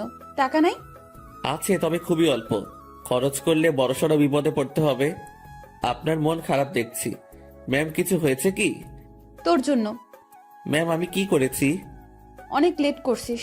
জি সরি। উঠে দাঁড়িয়ে কান ধরে থাক। ম্যাম এটা। আমি উঠতে বলেছি। আমি উঠতে যাব তখনই ম্যাম আমাকে বসতে বলে। টাকা আছে তো, তাই না? হ্যাঁ আছে। চল আইসক্রিম খাবো। আমার টাকা দিয়ে? তো কখনো কোনো মেয়েকে বিল দিতে দেখেছিস তুই? না। তো আমার কাছে চাইবি না। চল আইসক্রিম খাবো। ম্যাম ম্যাম শোনেন, একটু মনটা নরম করেন। টাকাগুলো গেলে খুব সমস্যায় পড়বো। সেটা তো আমি জানি না। তুই আমার বেস্ট ফ্রেন্ড, বেস্ট ফ্রেন্ডের জন্য সবাই জান দিয়ে দেয়, আর আমি তো তোর কাছে টাকা চাইছি, জানতো না। আর সময় হলে জানটাও দিয়ে দিবি। অসহায়ের মতো দাঁড়িয়ে আছি। এখন আমার পকেটের 12টা বাজবে। ম্যাম আর আমি আইসক্রিম খেলাম, দুজন শুধু হাঁটছিলাম, আর মাঝে মাঝে দরকার হলে উনি নিজে থেকে কথা বলছিলেন। লেকের পাড় থেকে বের হয়ে রাস্তায় আসলাম। উনি গাড়ি নিয়ে আসছেন, দেখে মনে হচ্ছে চলে যাবেন। ম্যাম তাহলে আপনি যান, আমি চলে যাই। এই, কই যাস তুই? বাসায়। না, গাড়িতে ওঠ। কোথায় যাবেন? Long drive. না ম্যাম, আপনি যান, আমি বাসায় চাই। ব্রেকআপ, যা বাসায় যা, বাসায় গিয়া মর। ম্যাম রাগ করে গাড়িতে হেলান দিয়ে দাঁড়ালো। এরকম অবস্থায় তো রেখে যাওয়া যায় না। আমি তার দিকে একটু এগিয়ে গেলাম, আর উনি যে একটা শব্দ বলেছেন সেটার মানে জানার জন্য তাকে প্রশ্ন করব। যদিও আমি জানি, তবুও প্রশ্ন করব, যাতে ওনার রাগটা ভেঙে আমার প্রশ্নের উত্তর দিতে মনোযোগী হয়। ম্যাম ব্রেকআপ কি? তুই জানিস না? ন্যাকামো করিস? সত্যি জানি না। তোর আমার যে বন্ধুত্ব আছে সেটা কাটাকাটি, এটার মানে ব্রেকআপ। ওহ ম্যাম, আপনার মধ্যে তো এরকম কিছু নেই। শুভ, আমি তোকে বলছি না তুই আমার বেস্ট ফ্রেন্ড? আপনি তো বলেছেন যে এটা মিথ্যা ছিল। গাড়িতে ওঠ, সব বলছি। কথা বাড়ালাম না। গাড়ির পেছনে দরজা খুলতে যাব, তখনই ওই হাদারাম, কি করিস? বসবো না। সামনে। পেছনে কেন? সামনে। হ্যাঁ রে গাধা, ওঠ। গাড়িতে উঠলাম। ম্যাম ড্রাইভিং সিটে আর আমি তার পাশে। সন্ধ্যা হয়ে আসছে। ম্যাম এবার আমার সাথে বেশ ফ্রি ভাবে কথা বলা শুরু করলো। আমি কিন্তু কুমিল্লা যাচ্ছি। এত দূর কেন? আরে লং ড্রাইভ তো, আর রাগ ভাঙাতে সময় লাগবে। কিসের রাগ? তুই আমার উপর রেগে আছিস, আমি জানি। আমি আপনার উপর কি জন্য রাগ করব? ওই যে রেস্টুরেন্টে সেই ঘটনার জন্য। না ম্যাম, কি যে বলেন। ওই দিন আপনারও মজা করেছেন, আমিও মজা পেয়েছি। ওরে শুভ, আমাকে কি বাচ্চা মনে হয় আপনার? এত বড় একটা প্রতিষ্ঠান চালাচ্ছি, আমার মাথায় কি এতটুকু বুদ্ধি নেই যে কোনটা সত্যি আর কোনটা মিথ্যা আমি বুঝবো না? না, বুদ্ধি তো আপনার অনেক আছে। হইছে, শোন আমি কি বলি। বলেন। রাতে কি খাবি বল? সন্ধ্যায় তো অনেক কিছু খেলাম, রাতে আর কি খাবো? না, তাও কিছু শুকনো খাবার নেই, আর দুটো পিৎজা। আপনার ইচ্ছা। ম্যাম ভয় করছে আমার। কেন? আপনার বাবা যদি জানে অফিসের পিয়নকে নিয়ে ঘুরতে বের হইছেন। কিভাবে জানবে? আমি তো বলবো না। আমি যে অফিসে যাব না সেটা তো জানতে পারবে। সেটা আমি দেখে নিব, তোর এত চিন্তা নেই। এখন বল আমাকে মাফ করেছিস কিনা। আপনি তো দোষ করেননি। তোকে যে কি করব আমি, দেখ। আর রাগ করে থাকিস না, ভুল করে ফেলেছি। আমি রাগ করিনি তো। আমি তোর চোখে মুখে রাগ দেখতেছি। আচ্ছা, রাগ নেই আমার উপর, সত্যি তো? হ্যাঁ সত্যি। সত্য নাকি মিথ্যা সব টের পাবো। আমি যা বলবো সেটা যদি না করিস তাহলেই বুঝবো তুই এখনো রেগে আছিস। না, কি যে বলেন, আপনার তো সব কথাই শুনি। কত যে শুনিস আমার জানা আছে। মাঝপথে আমরা গাড়ি থেকে নেমে কিছু খাবার নিলাম। দুজন বেশ কথা বলতে বলতে যাচ্ছি। ইরা ম্যাম গাড়িটা এখন বেশ ধীর গতিতে চালাচ্ছেন। আজ বেশ কুয়াশাও পড়েছে। এই চল, বাইরে কুয়াশার বৃষ্টিতে ভিজি। এই না, এটা করবেন না। বাইরে গেলে বিপদ। সেদিনের মতো হলে অবস্থা খারাপ হয়ে যাবে। যাব না তো, তোর কেয়ারিংটা আমার খুব ভালো লাগে, সেটা পাওয়ার জন্যই কথাটা বললাম। হুম। তুই কাউকে ভালোবাসিস নাই? কোন ভালোবাসা? মানে পছন্দের মানুষ বিয়ে টিয়ে করার ইচ্ছা এমন? এর আগেও তো বলেছি ওই রকম কেউ নেই। কাউকে দেখে পছন্দ হয় না? না, প্রায় সবার মধ্যেই ভেজাল আছে। ভেজাল মানে? মানে আর কি, এখন তো প্রেমের বাজার চলে। বাজারটা বেশ গরম। এক একজন 10-12টা প্রেম করে, তার উপর ওয়েটিং এ রাখে। তুই জানিস কিভাবে? চোখ খোলা রাখলে সবই টের পাওয়া যায়। ম্যাম আপনার নেই কি পছন্দের মানুষ? না রে, এসব পছন্দ টছন্দ আমার হয় না। আমাকে যে বুঝতে পারে তাকেই আমার পছন্দ। ও, আপনার বাবা আপনাকে বিয়ে দিবে না? কি সব প্রশ্ন যে করিস! বিয়ে দিবে না কেন? অবশ্যই দিবে। তাদের পছন্দেই বিয়ে করবেন। হ্যাঁ, এটাই তো স্বাভাবিক। হঠাৎ করে এই মাঝ রাস্তায় জ্যাম পড়ে যায়। কুয়াশা বেশি হওয়ায় সব গাড়ি চলাচল বন্ধ করে দেওয়া হয়েছে। ম্যাম গাড়ির হেডলাইটটা অফ করলো। তারপর কোথা থেকে যেন একটা চাদর বের করলো। আপনি কি এখন ঘুমাবেন? না, শীত করতেছে প্রচুর, গায়ের উপর দিয়ে রাখি। আমি বাইরে তাকালাম, কুয়াশায় কিচ্ছু দেখা যাচ্ছে না, তবুও তাকিয়ে আছি ম্যামের দিকে। তো আর তাকিয়ে থাকা যায় না, তার দিকে তাকালে চোখ ফেরানো যায় না, সেই জন্য তাকানোটাই বিপদ। কি রে, তুই এরকম চুপচাপ থাকবি? আমি আসলে তাকিয়ে থাকতে চাইনি, ভাবনার কথা বাস্তবে ভুলে বলে ফেললাম। কি তাকিয়ে থাকতে চাস মানে? না ম্যাম, মানে ওই যে আমার খুব শীত করতেছে, কথা থেকে বাঁচার জন্য বললাম। আগে বলবি না? আয় চাদরের মধ্যে। মনে মনে ভাবছি আরেক বিপদ। কি হলো, আয়। না ম্যাম, ঠিক আছে, শীত কমে গেছে। ভয় পাচ্ছিস তাই না? ভয় নেই, কাছে আয়। আরে খুব কাছে না, চাদরটা বড়, তুই একটু কাছে আসলেই হয়ে যাবে। একটু কাছে গেলাম, ম্যাম আমাকে চাদরের একটা মুড়ি দিল। আমি সেটা আমার পাশে ঘিরে পিঠের সাথে লাগিয়ে নিলাম। এবার আমি কাঁপতেছি, তবে সেটা শীতে না, ভয়ে। কাঁপুনি রেখে ম্যাম বলল, ওরে আল্লাহ, তোর এত শীত করতেছে। এখন ঠিক হয়ে যাবে। আমি জানি ঠিক হবে না। কথাটা বলে ম্যাম আমার খুব কাছে আসলো, তবে তার শরীরের সাথে কোনো স্পর্শ লাগেনি। অনেক চেষ্টা করে নিজের কাঁপুনি থামালাম। ম্যামের চোখে ঘুম ঘুম ভাব এসে গেছে। ম্যাম, আপনি তো ঘুমাচ্ছেন। কই না তো। আপনার কি খুব ঘুম পাচ্ছে? অনেক। ম্যাম ধীরে ধীরে বেশ সুন্দরী হয়ে উঠছে। শুনেছি সুন্দরী মেয়ে ঘুমালে আরো বেশি সুন্দরী লাগে। আজ সেটা সামনে থেকে দেখলাম। আমি যদি ওনার বর হতাম, এখন কাছে নিয়ে বুকের মধ্যে রাখতাম। পরক্ষণে মনে পড়ল, কি সব ভাবছি আমি। ছি ছি ছি, এসব কি আসছে মাথায়। ম্যাম ঘুমে আর ঠিক থাকতে পারে না, আমার খুব কাছে আসে, আমার কাঁধের উপর তার মাথা রাখার চেষ্টা করছে। এবার সব ভুলে যাই আমি, নিজে থেকে তার দিকে এগিয়ে যাই, আর উনি তার মাথা আমার কাঁধের উপর রাখে। বুকের মধ্যে হাতুড়ি পেটা হচ্ছে। ওনার নিঃশ্বাস আমার টি শার্টে লাগার পরপরই আমার কেমন যেন একটা অনুভূতি কাজ করছে। না পারছিলাম তখন বুঝতে, না পারছিলাম ভাবতে। কিছুক্ষণ ঘুমানোর পর ম্যাম জাগ না পায়, আমি জেগেই আছি। একটুর জন্য চোখ বন্ধ করিনি। ম্যাম উঠে দেখলো সে আমার কাঁধে মাথা রেখে শুয়ে আছে। ঘাটটা দ্রুত উঠিয়ে দিয়ে বলল, সরি সরি, আমি ঘুমের মধ্যে। ম্যাম আমি আপনার কাছে গিয়েছি, দেখছিলাম আপনি ঝিমুনি দিয়ে বারবার পড়ে যাচ্ছিলেন। হুম। ম্যাম লজ্জা পেয়েছে, লজ্জা মাখা মুখ নিয়ে বলল, রাত অনেক হয়েছে, এখন যা এনেছি সব খেয়ে নেই। জি ম্যাম, আপনার ইচ্ছে। তুই সব আমার উপর নির্ভর করিস কি জন্য? নিজে কিছু বলতে পারিস না? জি ম্যাম, এখনই খাবো। এই, সেটা আমার বলার পর। আমরা খাবার খাওয়া শুরু করলাম। হঠাৎ পুলিশ এসে নক করলো। আমরা গাড়ি থেকে নামলাম। ইরা পুলিশের সাথে কথা বলছিল। আপনারা কোথায় যাচ্ছেন? কুমিল্লা 14 গ্রাম। উনি আপনার কে হন? বর। উনি দূরে দাঁড়িয়ে আছেন কেন? ভয় পাচ্ছে নাকি? এই, তুমি এখানে আসো। মনে মনে বলছিলাম, ভয় পাবো না, পুলিশকে কি মিথ্যাটাই না বললো। আপনারা যে স্বামী স্ত্রী সেটা আমি বুঝবো কিভাবে? এইটারও প্রমাণ লাগবে। হ্যাঁ। আমার চাচ্চু আবু সাইদ পুলিশ কমিশনার। কি নাম বললেন? আবু সাইদ। উনি তো ঢাকায় থাকেন তাই না? হ্যাঁ। আপনারা ঢাকা থেকেই আসছেন? হ্যাঁ, ঢাকা থেকেই তো আসবো।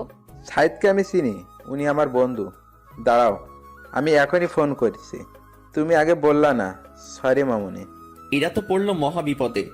তার চাচাকে যদি বলে দেয় বরকে নিয়ে ঘুরতে যাচ্ছে, তাহলে তো ইরা শেষ। এখন সে এই পুলিশকে না করতেও পারবো না। এদিকে তার চাচা ফোনটা রিসিভ করেছে। দুজন বন্ধু একে অপরের খোঁজ নেওয়ার পর পুলিশটা ইরার কথা বলল। ইরার চাচা বড় সড়ো এক ধাক্কা খেলো। পুলিশ আমাদের বিদায় জানালো।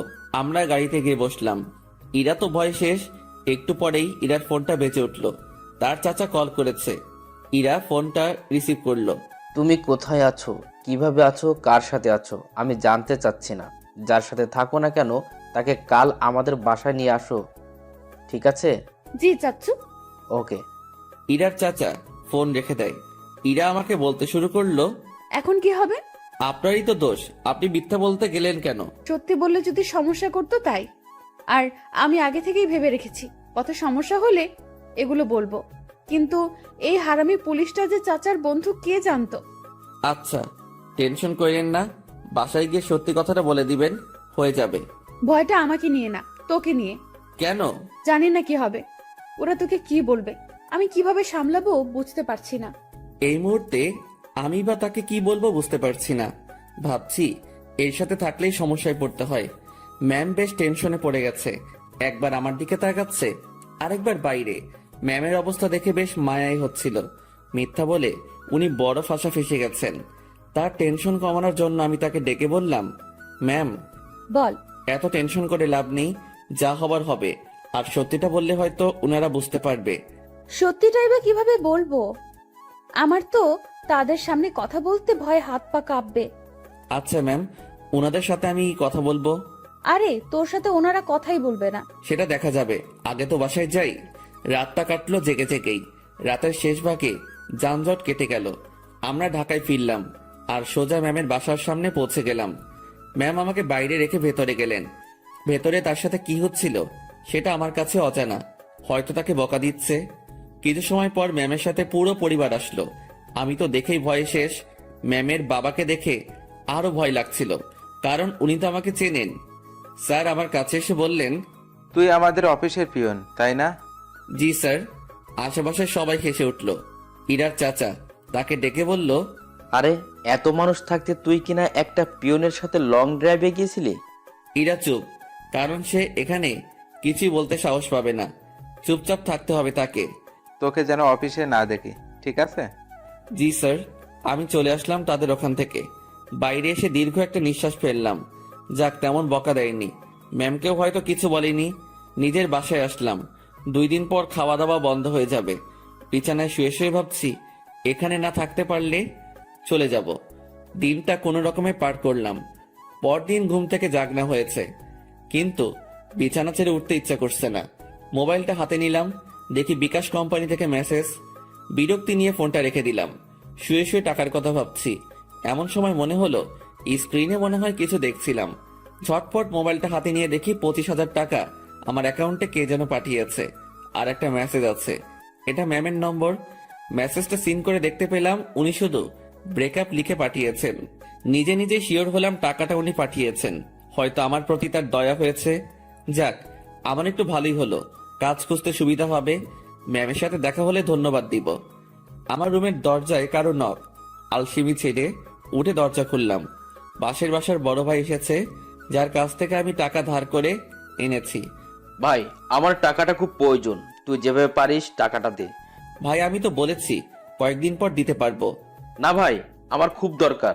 আচ্ছা আপনি বাসায় যান, আমি টাকা নিয়ে আসছি। দরজা লাগিয়ে দিয়ে ফোনটা হাতে নিব, তখনই আবার দরজায় নক। কেমন যেন খুব রেগে গিয়ে দরজাটা খুলেই বলি, আরে ভাই বললাম তো দিয়ে আসবো। একটু ধমকে সুরে বলেছি। আমার এমন করে বলাটা ভুল হয়েছে, কারণ সামনে ম্যাম দাঁড়িয়ে আছে। এখন কি বলবো, কিভাবে কথা কাটিয়ে নিব, এসব ভাবতে ভাবতে ম্যাম নিজে প্রশ্ন করলো, কি সমস্যা? এত রেগে আছিস কেন? আপনি এখানে? আমি বেশ অবাক, কারণ তাকে এখানে এভাবে কখনো আশা করিনি। আমার সামনে থেকে সর কুত্তা, ভেতরে যাব। আমি সরে দাঁড়াতে উনি ভেতরে ঢুকলেন। তারপর আমার বিছানায় নিজের শরীরটা এলিয়ে দিলেন। ফ্রেশ হয়ে নে। আজকে আবার কোথাও যাবেন নাকি? আরে না, তুই যা, ফ্রেশ হয়ে নে, কথা আছে। আচ্ছা আমি বাইরে থেকে আসছি একটু। ওকে। আমি বাইরে এসে টাকা উঠে বড় ভাইকে থামিয়ে আসি। উনি যদি আবার আসতেন, আমার রুমে মেয়ে দেখে হয়তো ভিন্ন কিছু ভাবতো। রুমে এসে দেখি ম্যাম ঘুমিয়ে গেছে। আমি ফ্রেশ হয়ে নিলাম। কাজ শেষে ওনার দিকে তাকিয়ে ভাবছি, এই মেয়েটার যে কি হয়েছে। উনি চোখ খুলে বললেন, খাওয়া হয়েছে? না। টাকা না পাঠিয়ে দিলাম, এখনো খাসনি কেন? উঠতে তো হবে। যা, বাইরে থেকে খাবার নিয়ে আয়, একসাথে খাবো। ম্যাম, আপনি এই পরিবেশে খেতে পারবেন না। তুই পারলে আমিও পারবো। কথা বাড়িয়ে লাভ নেই, এই মেয়ে আমার কথা শুনবে না। বাইরে গিয়ে টাকা উঠিয়ে ভাইকে দিলাম, আর ম্যামের কথা মতো খাবার নিয়ে আসলাম। খাবারটাও সকাল সকাল বিরিয়ানি। কি নিব ভেবে না পেয়ে এটা নিয়ে ফিরলাম। এসে দেখি ম্যাম আবার বিছানা উঠাচ্ছে। ম্যাম ম্যাম, ছি ছি ছি, কি করেন? এবার এটা যদি আপনার পরিবার জানে তো আমাকে মেরেই ফেলবে। ভাই আপনি যান। ও সরি ম্যাম, আপনি চলে যান। চুপ থাক। খাবার এনেছিস? জি। তোর সাথে তো ব্রেকআপ হয়েছে আমার, তাই না? আমি কিভাবে জানবো? ওই যে সকালে মেসেজ করলাম। ওইটা যে আপনি কি জন্য লেখেন আমি জানি না। ব্রেকআপ হয়েছে তাই লিখছি। ও ভালো। আচ্ছা ম্যাম, আপনি খাবার খেয়ে বাসায় চলে যান। আপনার সাথে থেকে আমার চাকরিটা গেছে, জীবনটা যাক এটা আমি চাই না। চাকরি গেছে তো কি হয়েছে? আপনাকে তো বেতন দেওয়া হয়েছে। এত টাকা কেন দিয়েছেন? 20,000 তোর, আর বাকি টাকা তোর বেতন। যদিও কিছু টাকা আছে, সেটা মাস শেষে দিয়ে দিব। কাজ না করে টাকা আমি নিব না। কাজ তো তোকে দিবই। কি কাজ? আমার সাথে সময় কাটানো। আমাকে তো ইয়ে পাইছেন। মানে কি? মানে বোঝেন না? আমি কি আপনার ওই বিএফ যে এইভাবে সময় দিব? তুই আমার মুখের উপরে কথা বলিস? Sorry ma'am. তোর সাথে কোনো কথা নেই। আপনি যেভাবে এসে আমার বিছানায় শুয়ে পড়লেন, আমি তো বেশ ভয় পেয়েছি, আর এখনো পাচ্ছি। এটা যদি আপনার বাসার কেউ জানতে পারে, তো আমাকে এখান থেকে পালাতে হবে। তুই পালিয়ে যাবি তাই না? তো পালাবো না? আমার কি জানের ভয় নেই? কে মারবে তোকে? আপনার পরিবারের সবাই মিলেই মারবে। ভালো তো, মায়ের খাবি। আপনাদের মাইর দিতে ভালোই লাগে। না, আমার এখানে থাকলে চলবে না, এই শহর ছাড়তে হবে। কি বললি? ম্যাম বসা থেকে উঠে দাঁড়ালো। আপনার টর্চারে এখান থেকে পালাতে হবে। ও তাই? হুম। এখান থেকে যেন পালাতে না পারিস সেই ব্যবস্থা তো করতেই হয়। ম্যাম আমার দিকে এগিয়ে আসছে। একটু ভয় পেয়ে বললাম, মারবেন নাকি? না, অন্য কিছু করব। আপনি এভাবে তাকিয়ে আছেন কেন? আমার ভয় করে। এমনিতে কিন্তু কালকের ভয়ে এখনো ধুক ধুক করে উঠে, তার উপর আপনার এরকম চাহনি। আমার চোখে তুই ভয় দেখতে পাস? হ্যাঁ। ওকে, দেখাচ্ছি ভয়। ম্যাম আমার দিকে এগোচ্ছে, আর আমি পেছনের দিকে যাচ্ছি। একসময় আমার পিঠ দরজায় লেগে যায়। ম্যামও আমার খুব কাছে চলে আসে। তার শরীর থেকে সুগন্ধি আসছে। নিশ্চয়ই দামি পারফিউম ব্যবহার করেন। সবকিছু মিলিয়ে নেশা ধরিয়ে দেওয়ার মতো একটা সুবাস। আমার বুকের ভেতরের অবস্থা খারাপ। ম্যাম যে কি করবে এখন তার কিছুই টের পাচ্ছি না। আমি তার চোখের দিকে তাকিয়ে দেখি তার চোখ হাসছে। না, আমি তার চোখের ভাষা কবে থেকে বোঝা শুরু করলাম। চোখ সরিয়ে নিলাম। ওই আমার দিকে তাকা। আবার তাকালাম। উপায় নেই, তাকাতেই হবে। এইভাবেই তাকিয়ে থাক। চোখ দিয়ে পানি বের হবে। হোক। আমার খুব লজ্জা লাগছে। এতটা কাছে আসলেন কেন? তুই পালিয়ে যেতে পারিস, তাই একটু আটকানোর চেষ্টা। জানি না এরপর থাকবি কিনা, চেষ্টা করে দেখতে সমস্যা কি? কি চেষ্টা করবেন? ইরা ম্যাম আমার নাকের সাথে নাক লাগালো। উনি মিটি মিটি হাসতেছেন। ওই অবস্থাতেই তিনি কথা বলা শুরু করলেন। মুভিতে তোর জায়গায় আমি থাকতাম, আর আমার জায়গায় তুই, কিন্তু এখানে ঠিক উল্টোটা হচ্ছে। আমি আর চোখ খুলে রাখতে পারলাম না, বন্ধ করে ফেললাম। চোখ খুলে রাখার শক্তি আমার নেই। আহারে আমার বেষ্টু। কথাটা বলে উনি আমার নাকে তার নাক ঘষা শুরু করলো। ম্যাম, একটু সরে দাঁড়ান। আগে বল পালাবি না? পালাবো না। প্রমিস কর। প্রমিস, পালাবো না। এভাবে হবে না। তাহলে? ইরা তার জামাটা সরিয়ে বলল, নাভি টাচ করে বলতে হবে। ওনার নাভি দেখেই আমি চোখ সরিয়ে ফেলি। অসম্ভব সুন্দর একটা জিনিস দেখলাম। চোখটা বারবার সেই দিকে তাকাতে চাইছিল। কোনো রকম অন্যদিকে তাকিয়ে আছি। এই নে, এটা টাচ করে প্রমিস কর। ওইখানে টাচ করে শুধু শুধু? আমি তো বললাম প্রমিস। আমি বিশ্বাস করি না। ম্যাম ওখানে আমি হাত দিতে পারবো না, যত যাই বলেন। কেন? আপনার যে বর হবে সে দিবে। আচ্ছা, তুই আমার হবু বর, এখন নে টাচ কর। চিচি ম্যাম, কি বলেন? এক আদেশ এতবার দিতে পারবো না, কিন্তু আমি তোরে দিতে বলছি না। আমার লজ্জা করে। তোর লজ্জার আমি রাগাবিরা বলে দিলাম। ম্যামের মাথা পুরো গেছে মনে হয়, না হলে এসব কথা বলছে তাও আমাকে। ওনাকে জিজ্ঞেস করা ছাড়া কোনো উপায় নেই। ম্যাম এমন করতেছেন কেন? আমার গালে এক থাপ্পড় দিয়ে বলল, আমি যেটা বলি সেটা না করে তুই আমাকে উল্টো প্রশ্ন করতেছিস। তাহলে কি ধরবো? তো ভাবছি মায়ের খাবার থেকে ধরাই ভালো। আর সত্যি কথা বলতে দেখার পর আমি লোভ সামলাতে পারছি না। আমি ওনার নাভির উপর জাস্ট হাতটা রাখলাম। উনি একবার চোখ বন্ধ করে আবার চোখ খুললেন। চুপ কেন? কথা দিলাম যাব না। গুড, এখন হাত সরিয়ে নে। ও সরি ম্যাম, আমার থেকে দূরে গেল আমি বাঁচলাম। উনি আবার বলতে শুরু করলেন, বাবাকে চ্যালেঞ্জ করে আসছি, তোকেই বিয়ে করব আমি। ও আল্লাহ, না ম্যাম, এটা কি বলছেন আপনি? তুই বুঝবি না, আমি তোকে টাকা দেওয়ার পরেই ঝগড়াটা লাগছে। আমাকে নিয়ে পরিবারের সাথে ঝগড়া করতে গেছেন কেন? ওরা আমার চরিত্র নিয়ে কথা উঠাইছে, তারপর আমাকে বলেছে তোর সাথে নাকি আমার প্রেম আছে। আচ্ছা, মাথা ঠান্ডা করেন। হ্যাঁ, তোকে আমাদের বাসায় নিয়ে গেলে আমার মাথা ঠান্ডা হবে। ও আল্লাহ, এবার আমি শেষ। ম্যাম কি বলেন এগুলা? আমি কেন?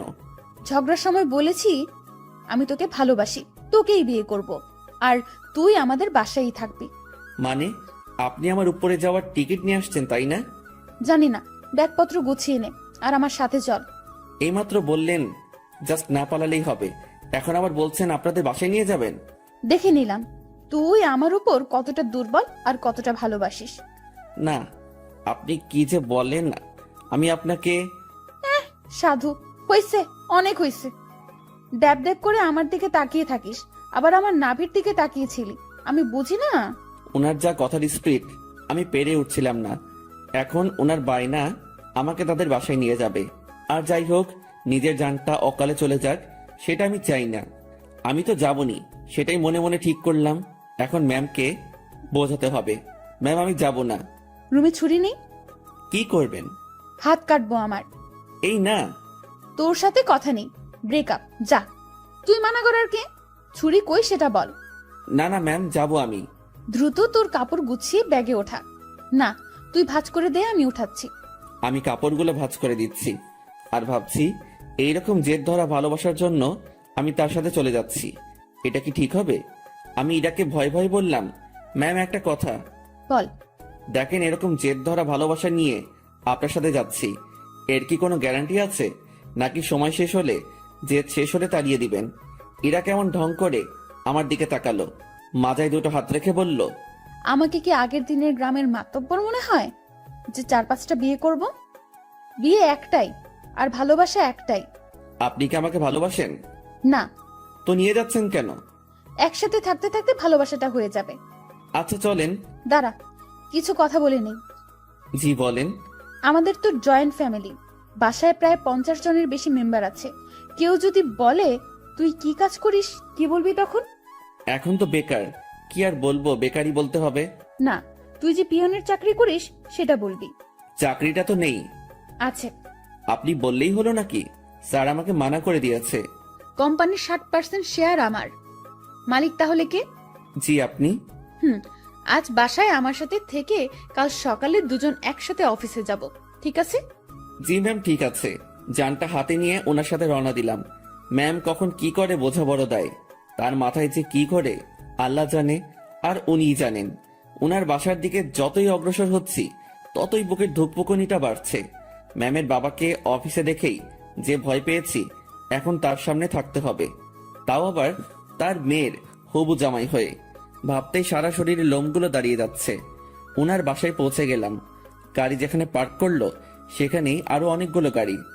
বাসাটা দেখে মনে হয় না এত লোক এখানে থাকে। এই, তুই আমার পিছু পিছু থাকবি, ওকে? জি ম্যাম, ওকে। বাসার ভেতরে ঢুকলাম। বসার ঘরে সবাই বসে আছে, কেউ কেউ আড্ডাতে মেতে আছে। আমাদেরকে দেখে সবার কাজ করা বন্ধ হয়ে গেল। আমি মাথা নিচের দিকে দিয়ে আছি, কারো দিকে তাকানোর সাহস নেই। এই ম্যামের জন্য আমি এই পরিস্থিতিতে পড়েছি। আমি ম্যামের কথা কেন শুনতেছি? আমি কি ওনাকে মনের অজান্তে ভালোবেসে ফেলেছি? না, ভাবনা ঢুকলে চলবে না, এখন অ্যাক্টিভ থাকতে হবে। ম্যাম যেটা বলবে সেটাই করতে হবে। ধীরে ধীরে বাসার সবাই চলে আসলো। ওনার বাবা মা তো প্রথম থেকেই এখানে ছিলেন। এই যে আমি আমার বরকে এনেছি, আজ থেকে ও এখানেই থাকবে। কেউ যদি আমাকে বাসা থেকে বের করে দেওয়ার কথা ভাবো, তো আমার সম্পত্তি বুঝিয়ে দিয়ে তারপর বের করে দিও। তুই আমার মেয়ে। দেখো, ওর জেদ খুব। তুমি কিছু বলো না, ও ঠিক হয়ে যাবে। আর এই ছেলে তোর আমি। আমার দিকে তাকিয়ে কথা বলছে। আমি তো ভয়ে শেষ। ইরা, মা, তুই ওকে নিয়ে উপরে যা। ম্যাম আমাকে নিয়ে তার রুমে আসলো। অমায়িক সব সাজগোজ, রুমটা এত সুন্দর যে যেদিকে তাকাচ্ছি অবাক হচ্ছি। আমি তো রুম দেখাতে ব্যস্ত। ম্যাম তখন আমাকে বললেন, তুই বিছানায় উঠে থাক, আমি আসছি। ম্যাম কই যান আপনি? নিচে। আমার ভয় করে কেউ এসে আমাকে মেরে ফেলবে। আরে পাগলা, কে মারবে? আপনার ওই পুলিশ চাচা। উনি বাসায় নেই, আর আমি নিচে যাব আর আসবো। আচ্ছা। ইরা চলে যাওয়ার পর রুমটা ভালোভাবে দেখছিলাম। দেখতে দেখতে বিছানায় বসে পড়লাম। বিছানাটাও বেশ নরম। বসার সাথে সাথে কেমন যেন একটা নরম তুলতুলে ভাব। হঠাৎ ইরার মা রুমে প্রবেশ করলেন। আমি তাকে দেখে দাঁড়িয়ে গেলাম। উনি আমার কাছে এসে বললেন, বাবা, নাম কি তোমার? জি শুভ। ও, ইরা হয়তো পাগলামি করে এমনটা করেছে। তোমার বাবা মা, ফ্যামিলি আছে, তারা এইসব শুনলে সমস্যা করবে। তুমি বিকেল পর্যন্ত থেকে চলে যেও, একটু পরে ওর রাগ কমে যাবে। আমি কিছু বলার আগেই রুমে ঢুকতে ঢুকতে ইরা বলল, ওর বাবা মা নেই, বিকেল পর্যন্ত রাখার জন্য ওনাকে আমি নিয়ে আসিনি। আর তোমাকে এসব বলতে কে বলেছে? দেখ ইরা, তোর বাবাকে তুই তো চিনিস। বাবাও আমাকে চেনে। বাইরের একটা ছেলে ধরে এনে এভাবে বাসায় ঢুকানো ঠিক হয়নি। লোকে খারাপ বলবে, সমাজ খারাপ বলবে। তো তোমরা সবাই আমাকে ওইসব বলেছিলে কেন, যে ওর সাথে আমার রিলেশন আছে? আচ্ছা, আমরা সবাই তোর কাছে ক্ষমা চেয়ে নিব। এখন তুই ছেলেটাকে বিদায় কর। না, ওকে আর কিভাবে বিদায় করব? ও আমাদের এখানেই থাকবে। মানে? আমার রাগটা কমে যাক, আমি বাবার সাথে কথা বলে নিব। তুমি যাও। তুই এখনই এসে তোর বাবার সাথে কথা বল। যাও তুমি, আমি আসতেছি। ইরার মা চলে যাওয়ার পর, ম্যাম আমি বলি কি, আপনার রাগ কমে যাওয়ার পর আমি চলে যাব। পরিবারের সাথে এমন করতে হয় না। সবাই যেটা বলে সেটার মধ্যে থাকাই ভালো। তোর থেকে ভালো বুঝি আমি। জি ঠিক আছে। তুই যে চলে যেতে চাস, তাহলে আমাদের বন্ধুত্বের কি হবে? এরকম বন্ধু পাওয়া অনেক মুশকিল। এখন পেয়েছি, কাছে রাখার চেষ্টা করব। তুই এখান থেকে যাওয়ার কথা মুখে আনবি না। আচ্ছা ম্যাম, আমার সাথে কিছু সময় কথা বলে তার বাবার কাছে যায়। সেখানে তার বাবার সাথে অনেক কথা হয়, আর সেগুলো আমাকে এসে ম্যাম বলা শুরু করলো। শোন, তোর চাকরি কনফার্ম। ড্রাইভিং করতে পারিস? না। ও আচ্ছা, বাবাকে সত্যি কথাটা বলে দিয়েছি। আর রাগের মাথায় তোর সাথে অনেক কিছুই করে ফেলেছি। তুই মন খারাপ করিস না। আর তুই আমার বন্ধু, তোকে দূরে সরিয়ে দেব না, কাছেই রাখছি আমার ড্রাইভার হিসাবে। আমি যেখানেই যাব তুইও সেখানে। খুশি তো? ম্যাম এত কিছু করলেন, আমার তো এ বাসার লোকজনদের দেখলে ভয় করে। আরে পাগল, ভয় কিসের? আর তুই থাকবি তো আমার সাথে, একা একা তো না। হুম। আর তোর থাকার জায়গাও আমার খুব কাছে। মানে? মানে পাশের রুমে। আমার রুম থেকে তোর রুম যেতে বাইরে দিয়ে ঘুরে যেতে হবে না। 2 রুমের মাঝেই একটা দরজা আছে, দেখবি? আয়। ম্যাম আমাকে নতুন রুমটা দেখিয়ে দিল। ম্যামের কোনো বান্ধবী আসলে এই রুমেই থাকতো। বন্ধু হিসেবে এটা আমার জন্য ফিক্সড। সেই যে এসে রুমে ঢুকেছি, বের হওয়ার নামই নেই। কিভাবে বের হব? বাইরে বের হওয়ার কথা মনে হলেই হাত পা ঠান্ডা হয়ে আসে। এই বাসার মানুষকে বড্ড ভয় হয়। তবে আমি জানি না তারা কেমন। বিকেলবেলা ম্যাম আমাকে নিয়ে বের হয়। ম্যাম গাড়ি চালাচ্ছে আর ধীরে ধীরে আমাকে সবকিছু শিখিয়ে দিচ্ছে। মন দিয়ে সব দেখছিলাম আর শুনছিলাম। সন্ধ্যায় আবার বাসায় ফিরলাম। বাসার কাজের লোকটা আমার খাবার রুমে এসেই দিয়ে যাচ্ছে। তার মানে বাকিদের সাথে খেতে হবে না, বাঁচা গেল। ম্যাম তার রুমে বসে অফিসের কাজ করছে, আর আমি আমার রুমে বসে কোনো কাজ নেই। একবার রুমের এপাশ থেকে ওপাশে যাচ্ছি, কখন আবার রুমের জানালা খুলে দিয়ে দাঁড়িয়ে থাকি। আমার তো আবার প্রকৃতি দেখার অভ্যাস। আর একটু রাত হলো, এবার নজর গেল নিজের ব্যাগের দিকে। ব্যাগ থেকে কাপড় এখনো বের করা হয়নি। বিছানায় ব্যাগ নিয়ে গিয়ে কাপড় বের করছিলাম, আর তখনই সেই সকালের কথা মনে পড়ে গেল। ম্যাম কি টর্চারটাই না করেছিল সকালবেলা, আর সেখানে ওনার কাছে আসা পেটে হাত রাখা। এসব মনে পড়তেই হাসি পেল। একা একা হাসছিলাম। হঠাৎ রুমের ভেতরের দরজায় নক। ম্যাম ডাকছে। তড়িঘড়ি করে উঠে গিয়ে দরজা খুলে দিলাম। জি ম্যাম আসুন। কি করতেছিস তুই? এই যে কাপড়গুলো বের করতেছি।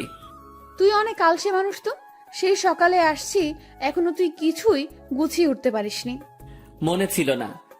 ভাঁজ কর এখন। আমি আবার বিছানায় বসে কাপড় ভাঁজ করায় মন দিলাম। ম্যাম আমার গা ঘেঁষে বসলো। উনি খুব কাছে বসেছিল, তাই বললাম, ম্যাম একটু দূরে বসেন, সমস্যা হচ্ছে। কথাটা বলেই মনে হয় জীবনে সব থেকে বড় একটা ভুল করলাম। কথাটা বলার সাথে সাথে ম্যাম চোখ লাল করে ফেললেন। দেখে বোঝাই যাচ্ছিল বেশ রাগ করেছে। ফর্সা মানুষ, তার শরীরে রক্তগুলো সব চোখ মুখ গালে এসে জড়ো হচ্ছিল। দেখে এমনটাই মনে হচ্ছে। উনি উঠে দাঁড়ালেন আর তার রুমে চলে গেলেন দরজা না লাগিয়ে। আমি বিছানায় বসে আছি, ভাবছি ভুল যা করার তা তো করেই ফেলেছি। আমার জীবনে সুখ নেই, শুধু সমস্যা আর সমস্যা। কাপড় আর ব্যাগ ফেলে রেখেই পা টিপে টিপে তার রুমের দিকে এগোতে থাকলাম। উকি দিয়ে দেখি আমার মতোই জানালা খুলে দাঁড়িয়ে আছে, বারবার চোখ মুছছে। ওনার রাগ ভাঙাতে ওনার খুব কাছে গিয়ে দাঁড়াতে হবে, তাছাড়া এর বিকল্প কোনো উপায় নেই। আমি পা টিপে টিপে তার কাছে গেলাম। উনি কিছু বলছেন না, হয়তো টের পেয়েছেন আমি আসছি। উনি যে চালাক মানুষ, আমার রুমে প্রবেশ করা অবশ্যই টের পেয়েছেন। আমি তার পাশে গিয়ে দাঁড়াতেই, আপনি আপনার রুমে যান, নয়তো খারাপ কিছু হবে। দুঃখিত, আমার ভুল হয়েছে। আমি আপনাকে আপনার রুমে যেতে বলেছি।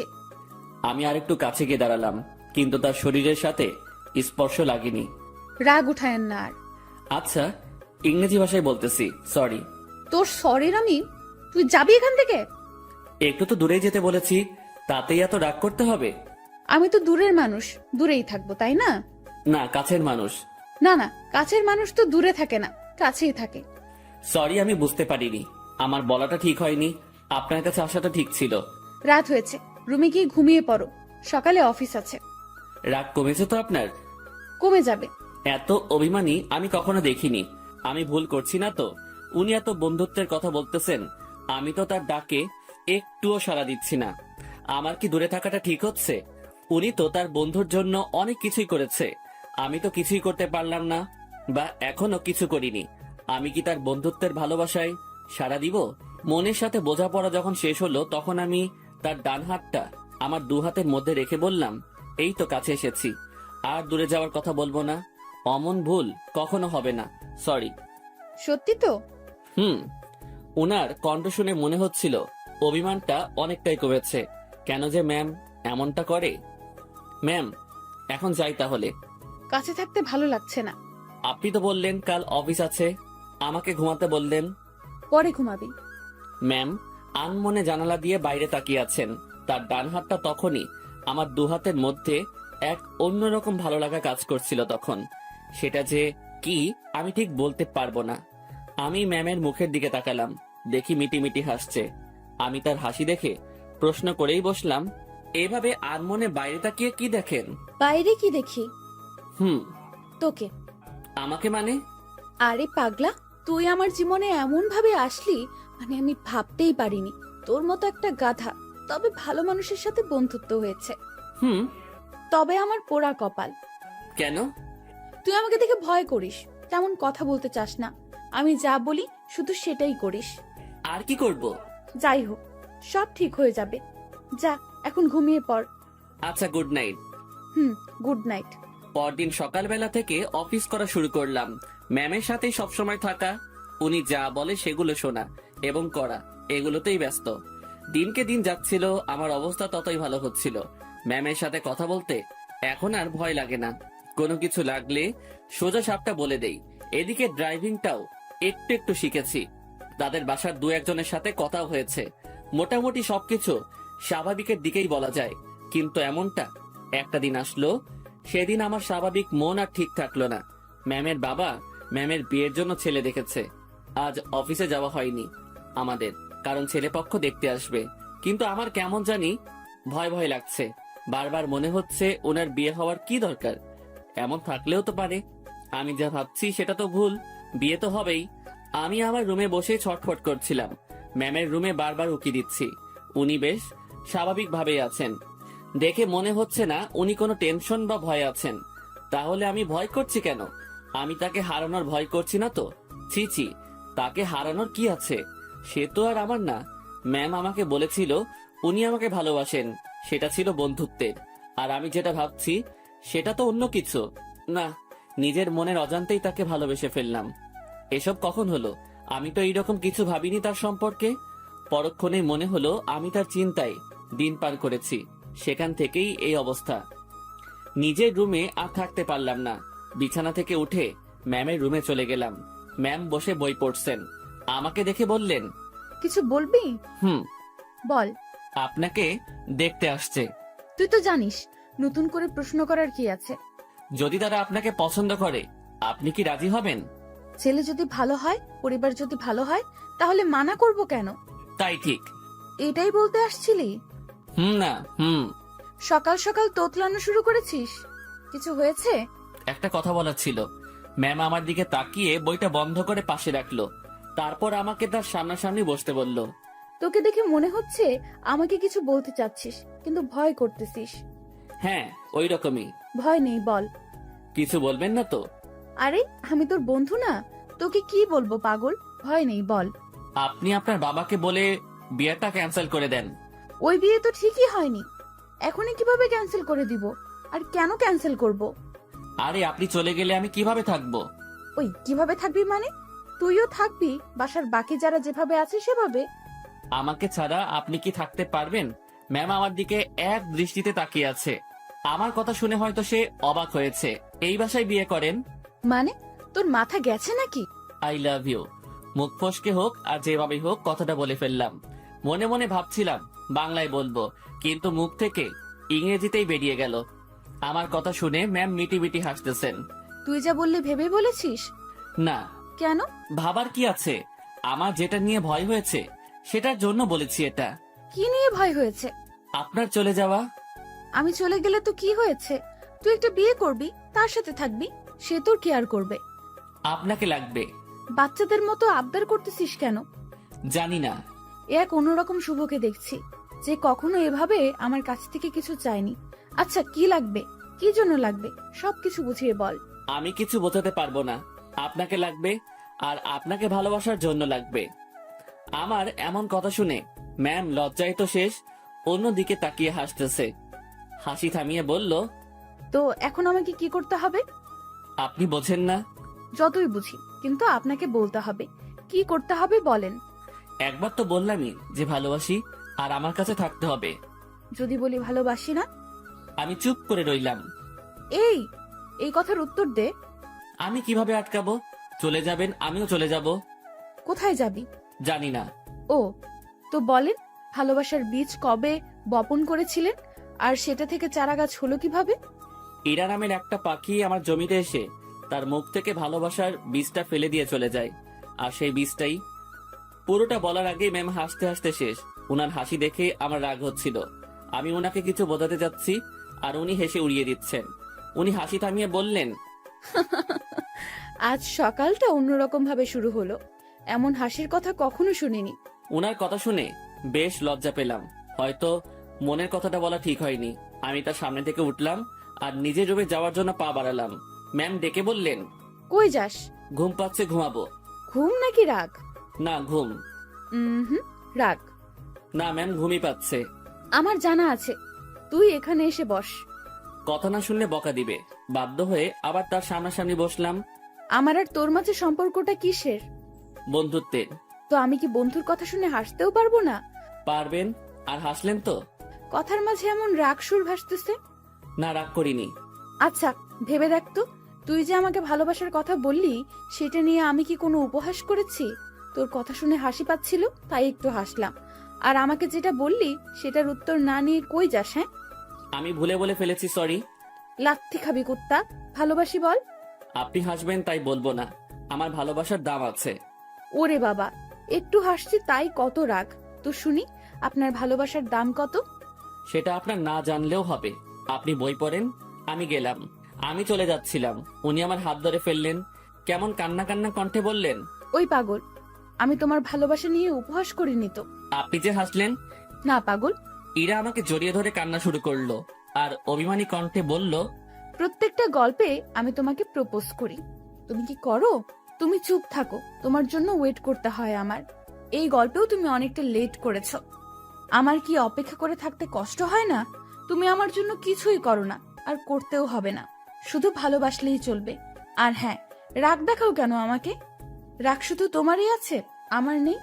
আর কখনো যদি তোমার কথায় রাগের সুর পাই, তো তখনই ব্রেকআপ। উনি যা বললেন তাতে মুখের কথা কেড়ে নেওয়ার মতো। আচ্ছা, আমি বাবাকে তোর কথা একবার সিরিয়াসলি বলবো। না। কেন? উনি যদি মানা করে, আর আপনাকে যদি সরিয়ে বা আমাকে যদি। বন্ধুত্বের উপর বিশ্বাস রাখ। ইরা আমাকে ছেড়ে দিল, সেও বেশ চিন্তিত, সাথে আমিও। আমি ওই পরিস্থিতির সময় শুধু তার কথাই ভাবছিলাম, অন্য কোনো কিছুই মাথায় আসছিল না। দুপুরে ইরাকে দেখতে আসলো, দেখে চলে গেল। হয়তো তারা পছন্দ করেছে। পছন্দ না করে উপায় নেই। রুমে বসে হতাশ হওয়া ছাড়া আমার কোনো উপায় ছিল না।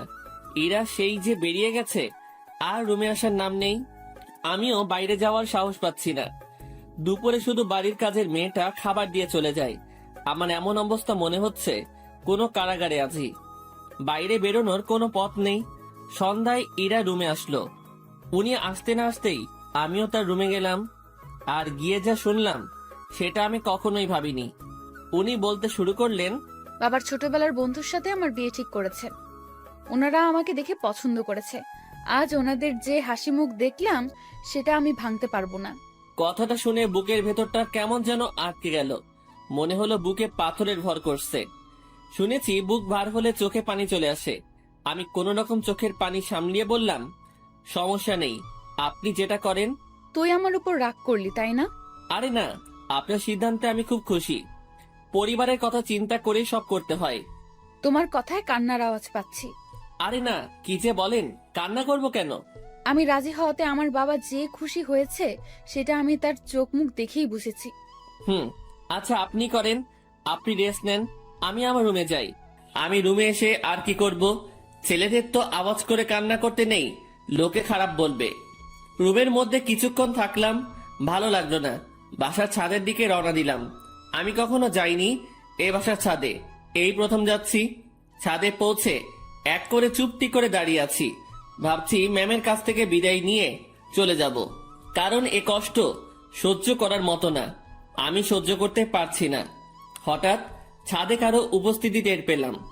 একটা লোক আমার দিকে এগিয়ে আসছে। কাছে আসতেই তার ফেস দেখে বুঝলাম এটা ইরার কাকা। এই শীতে এত রাতে ছাদে কি করিস? না মানে এমনি বাতাস খেতে আসছিলাম একটু। কি, এই শীতে বাতাস? রুমে বসে ভালো লাগছিল না, তাই আর কি। বেশ চালাক তুই। ভাবছি কি চালাকি করলাম। আমার কথা সোজা উত্তর দিবি। জি স্যার। ইরাকে ভালোবাসিস? কি বলবো বা কি বলা উচিত? সত্যিটা কি বলবো? আবার আমার কোনো বিপদ আসবে না তো? সত্যিটাই বলবো, যা হবার হবে। ভালোবাসি। এই জন্যই তোকে চালাক বলছি। তো কতদিন হলো তোদের রিলেশনের? কয়েক ঘন্টা। মানে? আজ সকালে উনাকে ভালোবাসার কথা বলেছি। তো সে কি বলছে? প্রথমে হ্যাঁ বলেছিল, তারপর? ছেলেপক্ষ দেখে যাওয়ার পর আমাকে মানা করে দেয়। কেন? উনি এই বিয়েতে রাজি হওয়ায় আপনারা বাসার সবাই খুশি হয়েছেন অনেক। আপনাদের হাসি মুখ দেখে এসে উনি আমাকে মানা করে। বাহ, তুই তো বেশ সাহস নিয়ে আমার সাথে কথা বলছিস। ভয় করছে না তোর? আপনি তো সত্যিটা বলতে বললেন। তো তুই এখন কি করবি? চলে যেতে হবে এখান থেকে। রাতেই? না, সকালে ওনার দেখা করে চলে যাব। বাহ, তো দেবদাস হয়ে কোথায় ঘুরে বেড়াবি? আমি চুপ হয়ে গেলাম। উনি মজা নিচ্ছেন বোঝাই যাচ্ছিল। চুপ হয়ে গেলি কেন বল? জি স্যার, কিছু না, আমি আসলে ভুল করেছি, মাফ করে দিন। আমি কাল সকালেই চলে যাব। যা রুমে যা। জি। এই শোন। বলেন। স্মোক করিস? জি না। বাসা কোথায় তোর? রাজশাহী। সমস্যা? জি স্যার, বুঝলাম না। কিছু না, সকাল সকাল চলে যাস। নেক্সট টাইম আমার সামনে পড়লে সমস্যা হবে তোর। আমার সামনে যেন না দেখি। জি স্যার, আর দেখবেন না আমাকে। রুমে আসলাম, তার সাথে কথা বলতে ভয় তো করছিলই না, মনে হচ্ছিল আরো কিছু সময় কথা বলি। তারপর ভাবলাম আমার সাথে তার যে কথাটা হয়েছে এটা ম্যামকে জানানো দরকার। চলে গেলাম তার কাছে, যেসব কথা হয়েছে সব বলে আবার নিজের রুমে আসলাম। কিছু সময় পর মনে হলো আসল কথাটা মানে আমি যে কাল চলে যাব এটা বলাই হয়নি। আবার ঢুকলাম তার রুমে, আর ঢুকতেই চোখ কোনো কিছুতে আটকে গেল। উনি ড্রেস চেঞ্জ করছিলেন, যা দেখার আমার চোখ দেখে ফেলেছে, আমার কোনো দোষ নেই। আমি নিজেই অন্যদিকে ঘুরে রুমে চলে আসবো, তখনই উনি বললেন, এই দাঁড়া। ম্যাম আমি কিছু দেখিনি। কিছু দেখা না দেখার কথা আমি বলিনি। কি বলতে আসছিলি সেটা বল। আমি কাল সকালে চলে যাচ্ছি। আরে, অন্যদিকে ঘুরে আছিস কেন? আমার শরীরে পোশাক আছে, এখন এইদিকে তাকা। ঘুরে তার দিকে তাকালাম, এখন সব ঠিকঠাক আছে। কি যেন বলতেছিলি? এত জায়গা থাকতে রুমে ড্রেস চেঞ্জ করতে হবে কেন? এইটা বলতে আসছিলি? না। তুই বলবি নাকি মাইক শুরু করব? বলছি, আমি কাল সকালে চলে যাচ্ছি। কোথায়? আমার গ্রামের বাড়ি। কেন? আমি এখানে থাকতে পারছি না, দম বন্ধ হয়ে আসছে। এতদিন তো দম বন্ধ হয়নি, আজ হচ্ছে কেন? দেখেন, ভালোবাসার মানুষটি চোখের সামনে থেকে এভাবে হারিয়ে যাবে, আমি এটা দেখতে পারবো না। তুই যদি যাস ব্রেকআপ করে তারপর চলে যাবি। ঠিক আছে, ব্রেকআপ। যা বলার বলে এসে কম্বল মুড়ি দিয়ে শুয়ে পড়লাম। ওনার কথা ভাবতে ভাবতে চোখের পাতাটা বন্ধ হয়ে গেল। রাত তখন কত হয়েছে আমি জানি না। আমার কম্বলের নিচে কাউকে অনুভব করলাম, কেউ একজন এখানে এসে শুয়ে আছে। নিজের ঘুম ভাঙাতে চোখ খুললাম, কম্বলটা মাথার উপর থেকে সরিয়ে দেখি ইরা আমার পাশে শুয়ে আছে। আমি উঠে বসাতে ফ্যালফেল করে আমার দিকে তাকিয়ে আছে। উনাকে দেখে অবাক হয়ে যাই আমি। কয়েকদিন পরে যার বিয়ে, সে আমার রুমে আমার সাথে একই বিছানায় এসে শুয়ে আছে। এর মতলবটা কি? যেমন ছিলি তেমন করে শুয়ে থাক। আপনি এখানে কি করেন? দেখছিস না শুয়ে আছি? আপনার রুমে যান, এখানে কি? এটাও আমার রুম। এভাবে এত কাছে আসা ঠিক না। কোনটা ঠিক তোকে বলতে বলছি আমি? যেমনটা ঘুমিয়েছিলি তেমনটাই ঘুমিয়ে থাক। শোনেন, আপনি আমাকে কিছু বলতে দিল না। উনি উঠে আমার মুখ চেপে ধরলো, তারপর শুয়ে দিয়ে উনি আমার পেটের উপর বসে কম্বলটা আমার মাথার পেছনে গুজে দিল। তারপর তার ফোনের লাইট অন করে সাইডে রাখলো। ম্যাম তার পা দুটো ভাঁজ করে ভালোভাবে আমার পেটের উপর বসলো, তারপর তার হাত দুটো গালে রাখলো। বাইরে থেকে এই অবস্থা দেখে মনে হবে একটা ত্রিভুজের মতো, ভেতরে আলো থাকায় ছোট্ট একটা 3 কোণা ঘরের মতোই লাগছিল। তারপর তোর সাহস কি করে হয় আমার সাথে ব্রেকআপ করার? আমি চুপ। শুভ, উত্তর দে, না হলে তোর খবর আছে। আপনার যাতে ভালো হয় সেই জন্যই করেছি। তুই ব্রেকআপ করার কে? করলে আমি করব। আমি করতে পারি না। তুই কেন করবি? ভালো তো আমি বাসি, ব্রেকআপ আমি করব। আর আমি কি ভালোবাসি না? আমার থেকে কম, সো তোর ব্রেকআপের কোনো দাম নাই। আচ্ছা, আপনি পেটের উপর থেকে নামেন, ব্যথা করতেছে। করলে করুক, আমি কি করব? আপনি যা করছেন সেটা ঠিক না। কি করতেছি আমি? এই যে এইভাবে বসে আছেন, আবার তোকে জ্ঞান দিতে বলেছি আমি। জি না। এরপর ইরা তার হাত দিয়ে আমার ঠোঁট স্পর্শ করা শুরু করলো, নাকে চোখে হাত বুলিয়ে দিল। আমি যে বসে আছি তাতে কি তোর বেশি কষ্ট হচ্ছে? না, কিন্তু এইরকম ভাবে হাত দিচ্ছেন এটা ভালো লাগছে না। I love you. নতুন বরকে বইলেন, কথাটা বলার সাথে সাথে গালে চর বসিয়ে দিল। আই লাভ ইউ টু বল, নয়তো আরো মারবো। টুট টুট টুট। কিসের টু টু? পুরোটা বল। ভালোবাসি আমিও। ওয়াও, খুব বলেছেন। চলো এখন রোম্যান্স করি। ম্যাম ওয়েট, কিসের রোম্যান্স? আমি তো আপনার বর না, এগুলো ঠিক হবে না। আপনি আপনার রুমে যান। আহারে, আমি তো রোম্যান্স করবই, সে বিয়ে হোক আর না হোক। ম্যাম কি? ছেড়ে দেন না। ওলে, খুব ভয় লাগছে তোমার? ইরা বসা থেকে এবার আমার পুরো শরীরের উপর শুয়ে পড়লো। ভয়ে বুকের মধ্যে দুরুম দারুম শব্দ হচ্ছে। ইরা এবার আমার বুকের উপর হাত রেখে তাতে তার থুতনি রাখলো আর বোকা বোকা গলায় বলল, ভয় নেই, এই যে তোমার কাঁধ থেকে মাথা পর্যন্ত আজ আমি এইটুকুতে আমি যা ইচ্ছা করব। ওনাকে আর থামাতে পারলাম না। ভেতরে ফোনের লাইট নিভিয়ে দিয়ে আমার ঘাড়ে আর গলায় তার ঠোঁটের স্পর্শ দেওয়া শুরু করলো। তার খোলা চুলগুলো আমার দিকে হেলেছিল, আর উনি তো তার কাজ করেই যাচ্ছেন। কিছু সময় পর, আমি তোমার বুকে এখন ঘুমাবো, সকালে আমাকে ডেকে দিও। আমি কিছু করতে পারি না। তুমি আবার করবা? তুমি মানে, সরি, আপনি যেগুলো করলেন। ওই না, তুমি কেন করবা? তুমি কিচ্ছু করতে পারবে না। হুম। রাগ। আরে না, কি বলেন? রাগ করবো কেন? সরি। ইরা ফোনের লাইট আবার অন করলো। উনি ওনার গলা থেকে ওড়নাটা সরিয়ে দিতে নিচ্ছিল, আমি থামিয়ে দিলাম। কি করছেন? তুমি না বললে কি যেন করবা? আপনার ওই গলাটুকুই লাগবে। হ্যাঁ, এই আমাকে কিছু করতে দিল না, আর এখন উনি বায়না ধরে বসে আছেন। লোভ তো আপনি ধরিয়েছেন। এই, আমার দোষ দিবা না একদম। লোভ সামলাতে পারো না তুমি? হুম। এই যে গলাটুকুই শুধু, এর নিচে আসলে মায়ের ওকে। আচ্ছা। কি মানুষ রে বাবা, নাও করে না। আমি উঠে বসে ওনার গলায় আমার ঠোঁটের স্পর্শ দিতে লাগলাম। ইরার মতো আমি বেশি সময় নিলাম না। একটু পরে বললাম, রুমে গিয়ে ঘুমিয়ে পড়ো। এটা আমার রুম। এখানেই থাকবে? হ্যাঁ। দুজন একে অপরের দিকে তাকিয়ে আছি। তাকিয়ে থাকতে থাকতে দুজনই কান্না করে দেই। ইরা আমাকে বলল, এই তুমি কান্না করতেছো কেন? এভাবে কখনো তো পাবো না। ধুর, পাগলকে বলে পাবে না। তুমি তো চলেই যাবে। আমি থাকার চেষ্টা করব। আর তুমি কান্না করতেছো কেন? বলা যাবে না। বলো না। পাগলটাকে অনেক ভালোবেসে ফেলেছি। ইরার আমার কপালের সাথে তার কপাল ঠেকালো।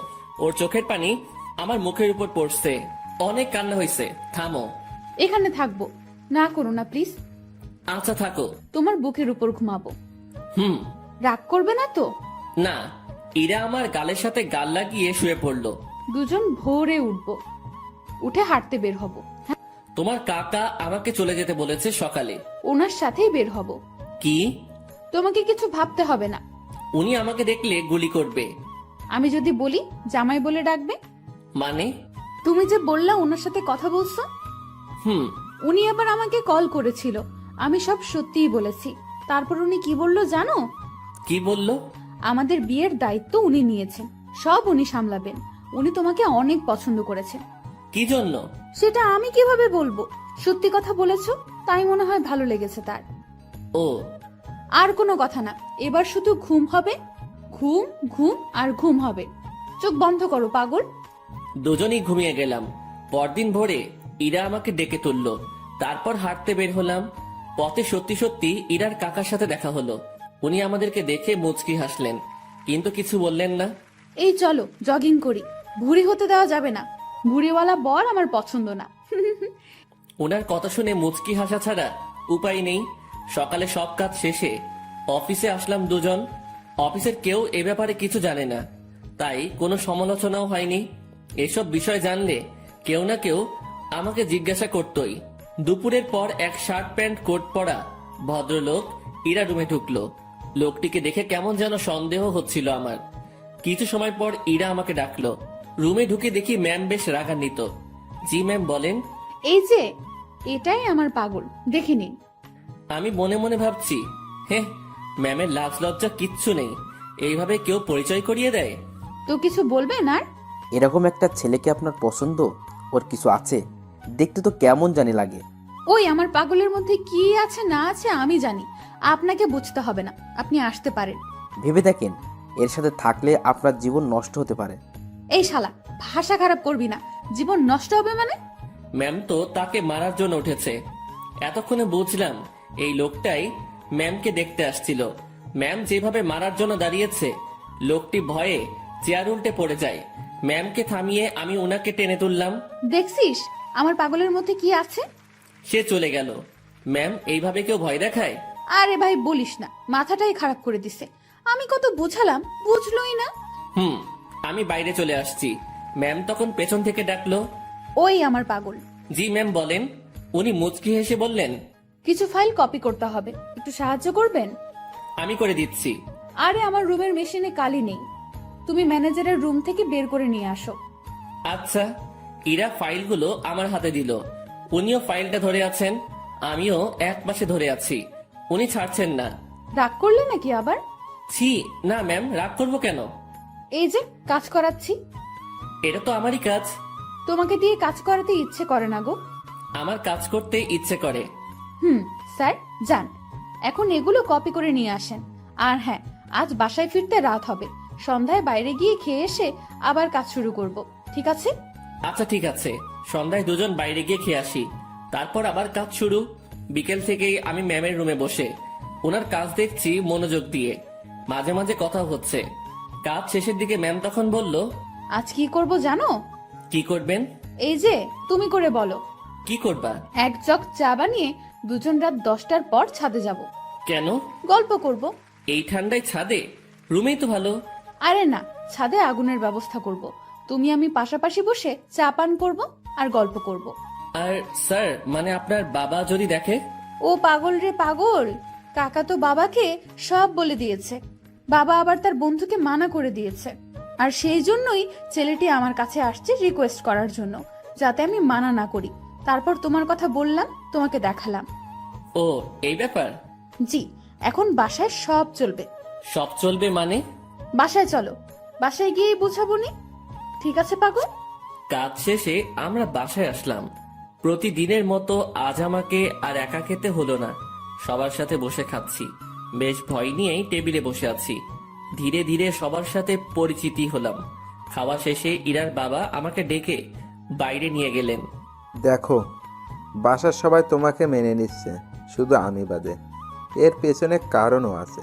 তুমি সামান্য একটা মানুষ, কত বড় ফ্যামিলির দিকে হাত বাড়িয়েছো, সেটা খেয়াল করেছো? ধরো কাল তোমাদের বিয়ে দিয়ে দিলাম, তারপর আমার মেয়েকে নিয়ে উঠাবে কোথায়? স্যার, বেয়াদবি মনে না নিলে একটা কথা বলি। বলো। আপনার মেয়ে বলেছে ও কাজ করে খাওয়াবে কিছুদিন, এর মাঝে আমিও কিছু একটা করে ফেলতে পারবো ওর সাহায্যে। আমরা এমনটাই ভেবেছি। ও, বউয়ের হাতের কামাই খাবে? না, বন্ধুর হাতের কামাই খাবো। মুখের উপর কথা বলছো। আমি তো বলেই নিলাম, কিছু মনে করবেন না। ওকে, দুদিন পর তোমাদের বিয়ে। সমাজের নিয়ম অনুযায়ী আমার মেয়েকে নিয়ে বাসা থেকে বেরিয়ে যাবে। কোথায় যাবে সেটা আমি জানি না। ওকে? জি স্যার। কথাটা ইরাকেও জানিয়ে দিও। জি। ইরার বাবা আমাদের উপর বেশ রেগে আছেন। রাগাটাই স্বাভাবিক, যা কাজ করেছি। বাইরে দেরি না করে ইরার কাছে গেলাম, গিয়ে কথাগুলো বললাম। এত তাড়াতাড়ি বিয়ে? ভাবলাম মাসখানেক একটু প্রেম টেম করব, এখানে ওখানে ঘুরতে যাব, সেগুলো মনে হয় আর হবেই না। বিয়ের জন্য প্রস্তুতি নিতে হবে। হ্যাঁ, আগে তো বাসা ঠিক করতে হবে। তুই বেটা তো টেনশন নিতেছিস কেন? তুই বাবাকে বলেছিস বন্ধুকে বিয়ে করতেছিস, তাই না? হুম। তো তোর বন্ধু থাকতে এত টেনশন কেন? শোন, আমি একটা ফ্ল্যাট কালকের মধ্যে কিনে নেব। আর হ্যাঁ, সংসার করতে অনেক কিছুর প্রয়োজন, সেগুলোও কিনতে হবে। হুম। বিয়ের পর সংসারে তুমি আমি 50-50 খরচ দিব। আমি এত টাকা কই পাবো? ও হ্যাঁ, তাও তো একটা কথা। আচ্ছা শোন, উপায় একটা বের করেছি। আমি দিব 80%, আর তুই 20%, আর ভালোবাসা দিবি তুই 99%, আর আমি 1%। কি? না, আপনি আমাকে ভালোবাসবেন না।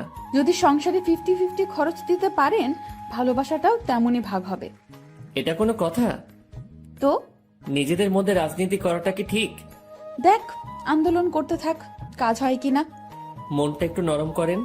আপনি যদি আমাকে 100% ভালোবাসা দেন, তো ভালোবাসার পিপাসায় আমি তো মারা যাব। ওই মুখে ওসব মারা যাওয়ার কথা আনবি না। জি ম্যাম। যা রুমে গিয়ে ফ্রেশ হয়ে নে। আচ্ছা। ফ্রেশ হয়ে দরজা লাগিয়ে দিলাম, কারণ দরজা খোলা থাকলে আজ আর ঘুমাতে দিবে না। ঘুম প্রায় চলেই আসছে, সেই সময় ডাকাডাকি শুরু করলো। মুখে বিরক্তি নিয়ে দরজা খুললাম। ওই এখনই ঘুমাচ্ছিস কেন? চা রেডি, চল ছাদে যাব। ওকে চলেন। ঘুমের 12টা বেজে গেল। দুজনে গিয়ে ছাদের মাঝখানে কিছু কাঠখড়ি দিয়ে আগুন জ্বালিয়ে নিলাম। ওনার সব কথাই শুনতে হচ্ছে। এদিকে আমার নাজেহাল অবস্থা। নিচে থেকে উপরে এতগুলো কাঠখড়ি আনা, তাও আবার চোখে ঘুম নিয়ে প্রচন্ড রকমের বিরক্ত লাগছিল। আমি আর ইরা আগুনের খুব কাছাকাছি বসলাম। সে আমার শরীর ঘেঁষে বসলো। সে জগ থেকে একটা কাপে চা ঢাললো, তারপর কাপটা আমার হাতে দিয়ে বলল, আগে তুমি খাও, এই পুরোটা না, কিন্তু জাস্ট এক চুমুক, তারপর আমি, তারপর আবার তুমি খাবে। ইরা কথাটা বলে আমার হাতের মধ্যে দিয়ে হাত দিয়ে জড়িয়ে নিল। আমি এক চুমুক খেলাম, আর তারপর উনার মুখে ধরলাম। আমি যে জায়গাটায় ঠোঁট লাগিয়েছিলাম, ঠিক সেখানে সে ঠোঁট লাগিয়ে চা খেলো। খাওয়া শেষে ইরা আমার কাঁধে মাথা রাখলো। ওই একটা গল্প বলো। রুমে গিয়ে বলবো নি? জি না শুভ সাহেব, এখানে বলেন। কি বলবো মাথায় আসছে না। আনরোম্যান্টিক একটা বর। তোমার কিছু বলতে হবে না, আমিই বলছি শোনো। গান বলবো, ভালোভাবে শুনবা। বলো। আমার কাছে তুমি মানে 7 রাজার ধন, আমার কাছে তুমি মানে অন্যরকম, আমার কাছে তুমি মানে আমার পোষা পাখি, দিনে রাইতে বুঝিয়া তোমায় আমি দেখি, তোমার কাছে হয়তো বন্ধু আমি কিছু না, তাই তো তোমার স্বপ্নে বন্ধু আমি আসি না। এই ওয়েট ওয়েট, আমি ইরাকে গানের মাঝে থামিয়ে দিলাম। কি হয়েছে, থামালে কেন? তুমি আমার স্বপ্নে আসো তো? আরে গাধা, এটা গানের লাইনে আছে, তাই বলছি। আমি তো জানি তুমি আমাকে কেমন ভালোবাসো। তুমি গানটা পারো? ও দারুণ, তাহলে চলো একসাথে গাই। তারপর থেকে শুরু করলাম। আমি মানে তুমি, আর তুমি মানে আমি। আমার কাছে আমার চেয়ে বন্ধু তুমি দামি। গলা ফাটিয়ে দুজন গান করলাম। আমাদের আওয়াজ শুনে ছাদে ছোট বড় সবাই এসে হাজির। আমরা সবাই গোল হয়ে বসলাম। আগুনটাও বড় করা হলো। তারপর সবাই মিলে আবার গান ধরলাম। রাতটা যে এমন হবে কখনো কল্পনাও করিনি। বাসার সবাই এসেছে, শুধু ইরার বাবা বাদে। আড্ডা শেষে রুমে আসলাম। ইরা তার রুমে গিয়ে ঘুমিয়েছে, আমি আমার রুমে শুয়ে পড়লাম। পরদিন সকালবেলা অফিসে গেলাম দুজন। আগের দিনের মতো ডিউটি করে রাতে বাসায় ফিরলাম। এখন আমি একা রুমে থাকি না, বাসার সবার সাথে আড্ডা দিয়েই কথা বলি। দিন দিন আনন্দগুলো বাড়ছিল। কথায় আছে, আনন্দ সুখ বেশি সময়ের জন্য নয়। সত্যি তাই। ইরার বাবা এসে আমাকে জানিয়ে দিয়ে গেলেন কাল আমাদের বিয়ে, আর কালকেই আমাদের বাসা ছাড়তে হবে। আমি আর ইরা বসে বসে ভাবছি কি করা যায়। দোস্ত শোন, এভাবে লাভ নেই, ব্যাগ গুছিয়ে ফেল। তাহলে আমরা কাল চলে যাচ্ছি? হ, যাচ্ছি। অন্য কারোর সাথে বিয়ে হলে তো যেতেই হতো, তাই না? তো ব্যাপারটাকে স্বাভাবিক নেওয়ার দরকার না? হ্যাঁ, ঠিক বলেছেন। এখানে আমার সম্পত্তির দাবি নিয়ে থাকতে পারতাম, বাট ঠিক হবে না। ওসব ব্যাপার নিয়ে কথা না বলাই ভালো। ওনাদের ভালোবাসা নিয়েই আমরা বাসা থেকে চলে যাব। ওটাই আমাদের সম্পত্তি। হুম, তো যা তোর ব্যাগ গুছিয়ে নে। রাতে ব্যাগপত্র গুছিয়ে নিলাম। সকালবেলা আমাদের বিয়ে হলো। আমার পক্ষ থেকে ইরার কাকা মুরব্বি হলেন। বিয়ের সব কাজ শেষে খাওয়া দাওয়া শেষ, এবার আমাদের যাওয়ার পালা। আমরা রাতে প্ল্যান করেছি বিয়ে করি আর যাই করি অফিস মিস দেওয়া যাবে না। এখান থেকে অফিসে যাব, তারপর কারো মাধ্যমে আমরা একটা বাসা ভাড়া নিব। রাতে আমাদের বাসা হবে। এরা সবার কাছ থেকে হাসি মুখে বিদায় নিচ্ছে আর পরিবার ছেড়ে আমার সাথে চলে যাচ্ছে। আমরা বাড়ির মেইন দরজা পার হতে না হতেই ইরার বাবা আমাদের আটকিয়ে দিল। কোথায় যাচ্ছ তুমি? কোথায় আবার বিয়ে হয়েছে? এখন কি আর একটা বাড়ি আছে আমার? আমার ঠিকানা তো এখন শ্বশুর বাড়ি, সেখানেই যাচ্ছি। এই বাড়িটাই তো তোমার। যতই আমার হোক, আমি তো এখানে থাকবো না। তুমি আমার উপর রেগে আছো? না, রাখবো কেন? তো চলে যাচ্ছ কেন আমাদের ছাড়া? তুমি তো যেতে বলেছ। কোথাও যেতে হবে না, আমি শুধু তোমাদের ভালোবাসাটা পরীক্ষা করে দেখলাম। কথাটা বলা মাত্রই ইরা তার বাবাকে জড়িয়ে ধরে কান্না করলো। পরে আমরা দুজন জানতে পারলাম এটা তাদের একটা প্ল্যান ছিল। কান্নাকাটি শেষে আমরা আমাদের রুমে ফিরে আসলাম। তখনই অফিসে যেতে চাইছিলাম, সবাই ধরে আমাদেরকে উপরে পাঠিয়ে দিয়েছে। যাক, এখন থেকে আমি দুষ্টামি করতে পারবো। এবার ওনাকে একটু দেখিয়ে দেই আমি কি পারি। ইরা শাড়ি পরেছিল, আমি তার কাছে গিয়ে জড়িয়ে ধরে এক হাত তার পেটে রাখলাম। ওই, কি করিস তুই? কি করি মানে, বুঝো না? তুই ছাড়। না, ছাড়বো না। আরে ভাই, এগুলো এখনই না, দেরি আছে, আমার কিছু কথা আছে। কোনগুলো? এখনই না। তুই যা করছিস। আমি তো কিছুই করছি না বা করতে চাইছি না। তাহলে এখানে হাত দিয়েছিস কেন? এমনি।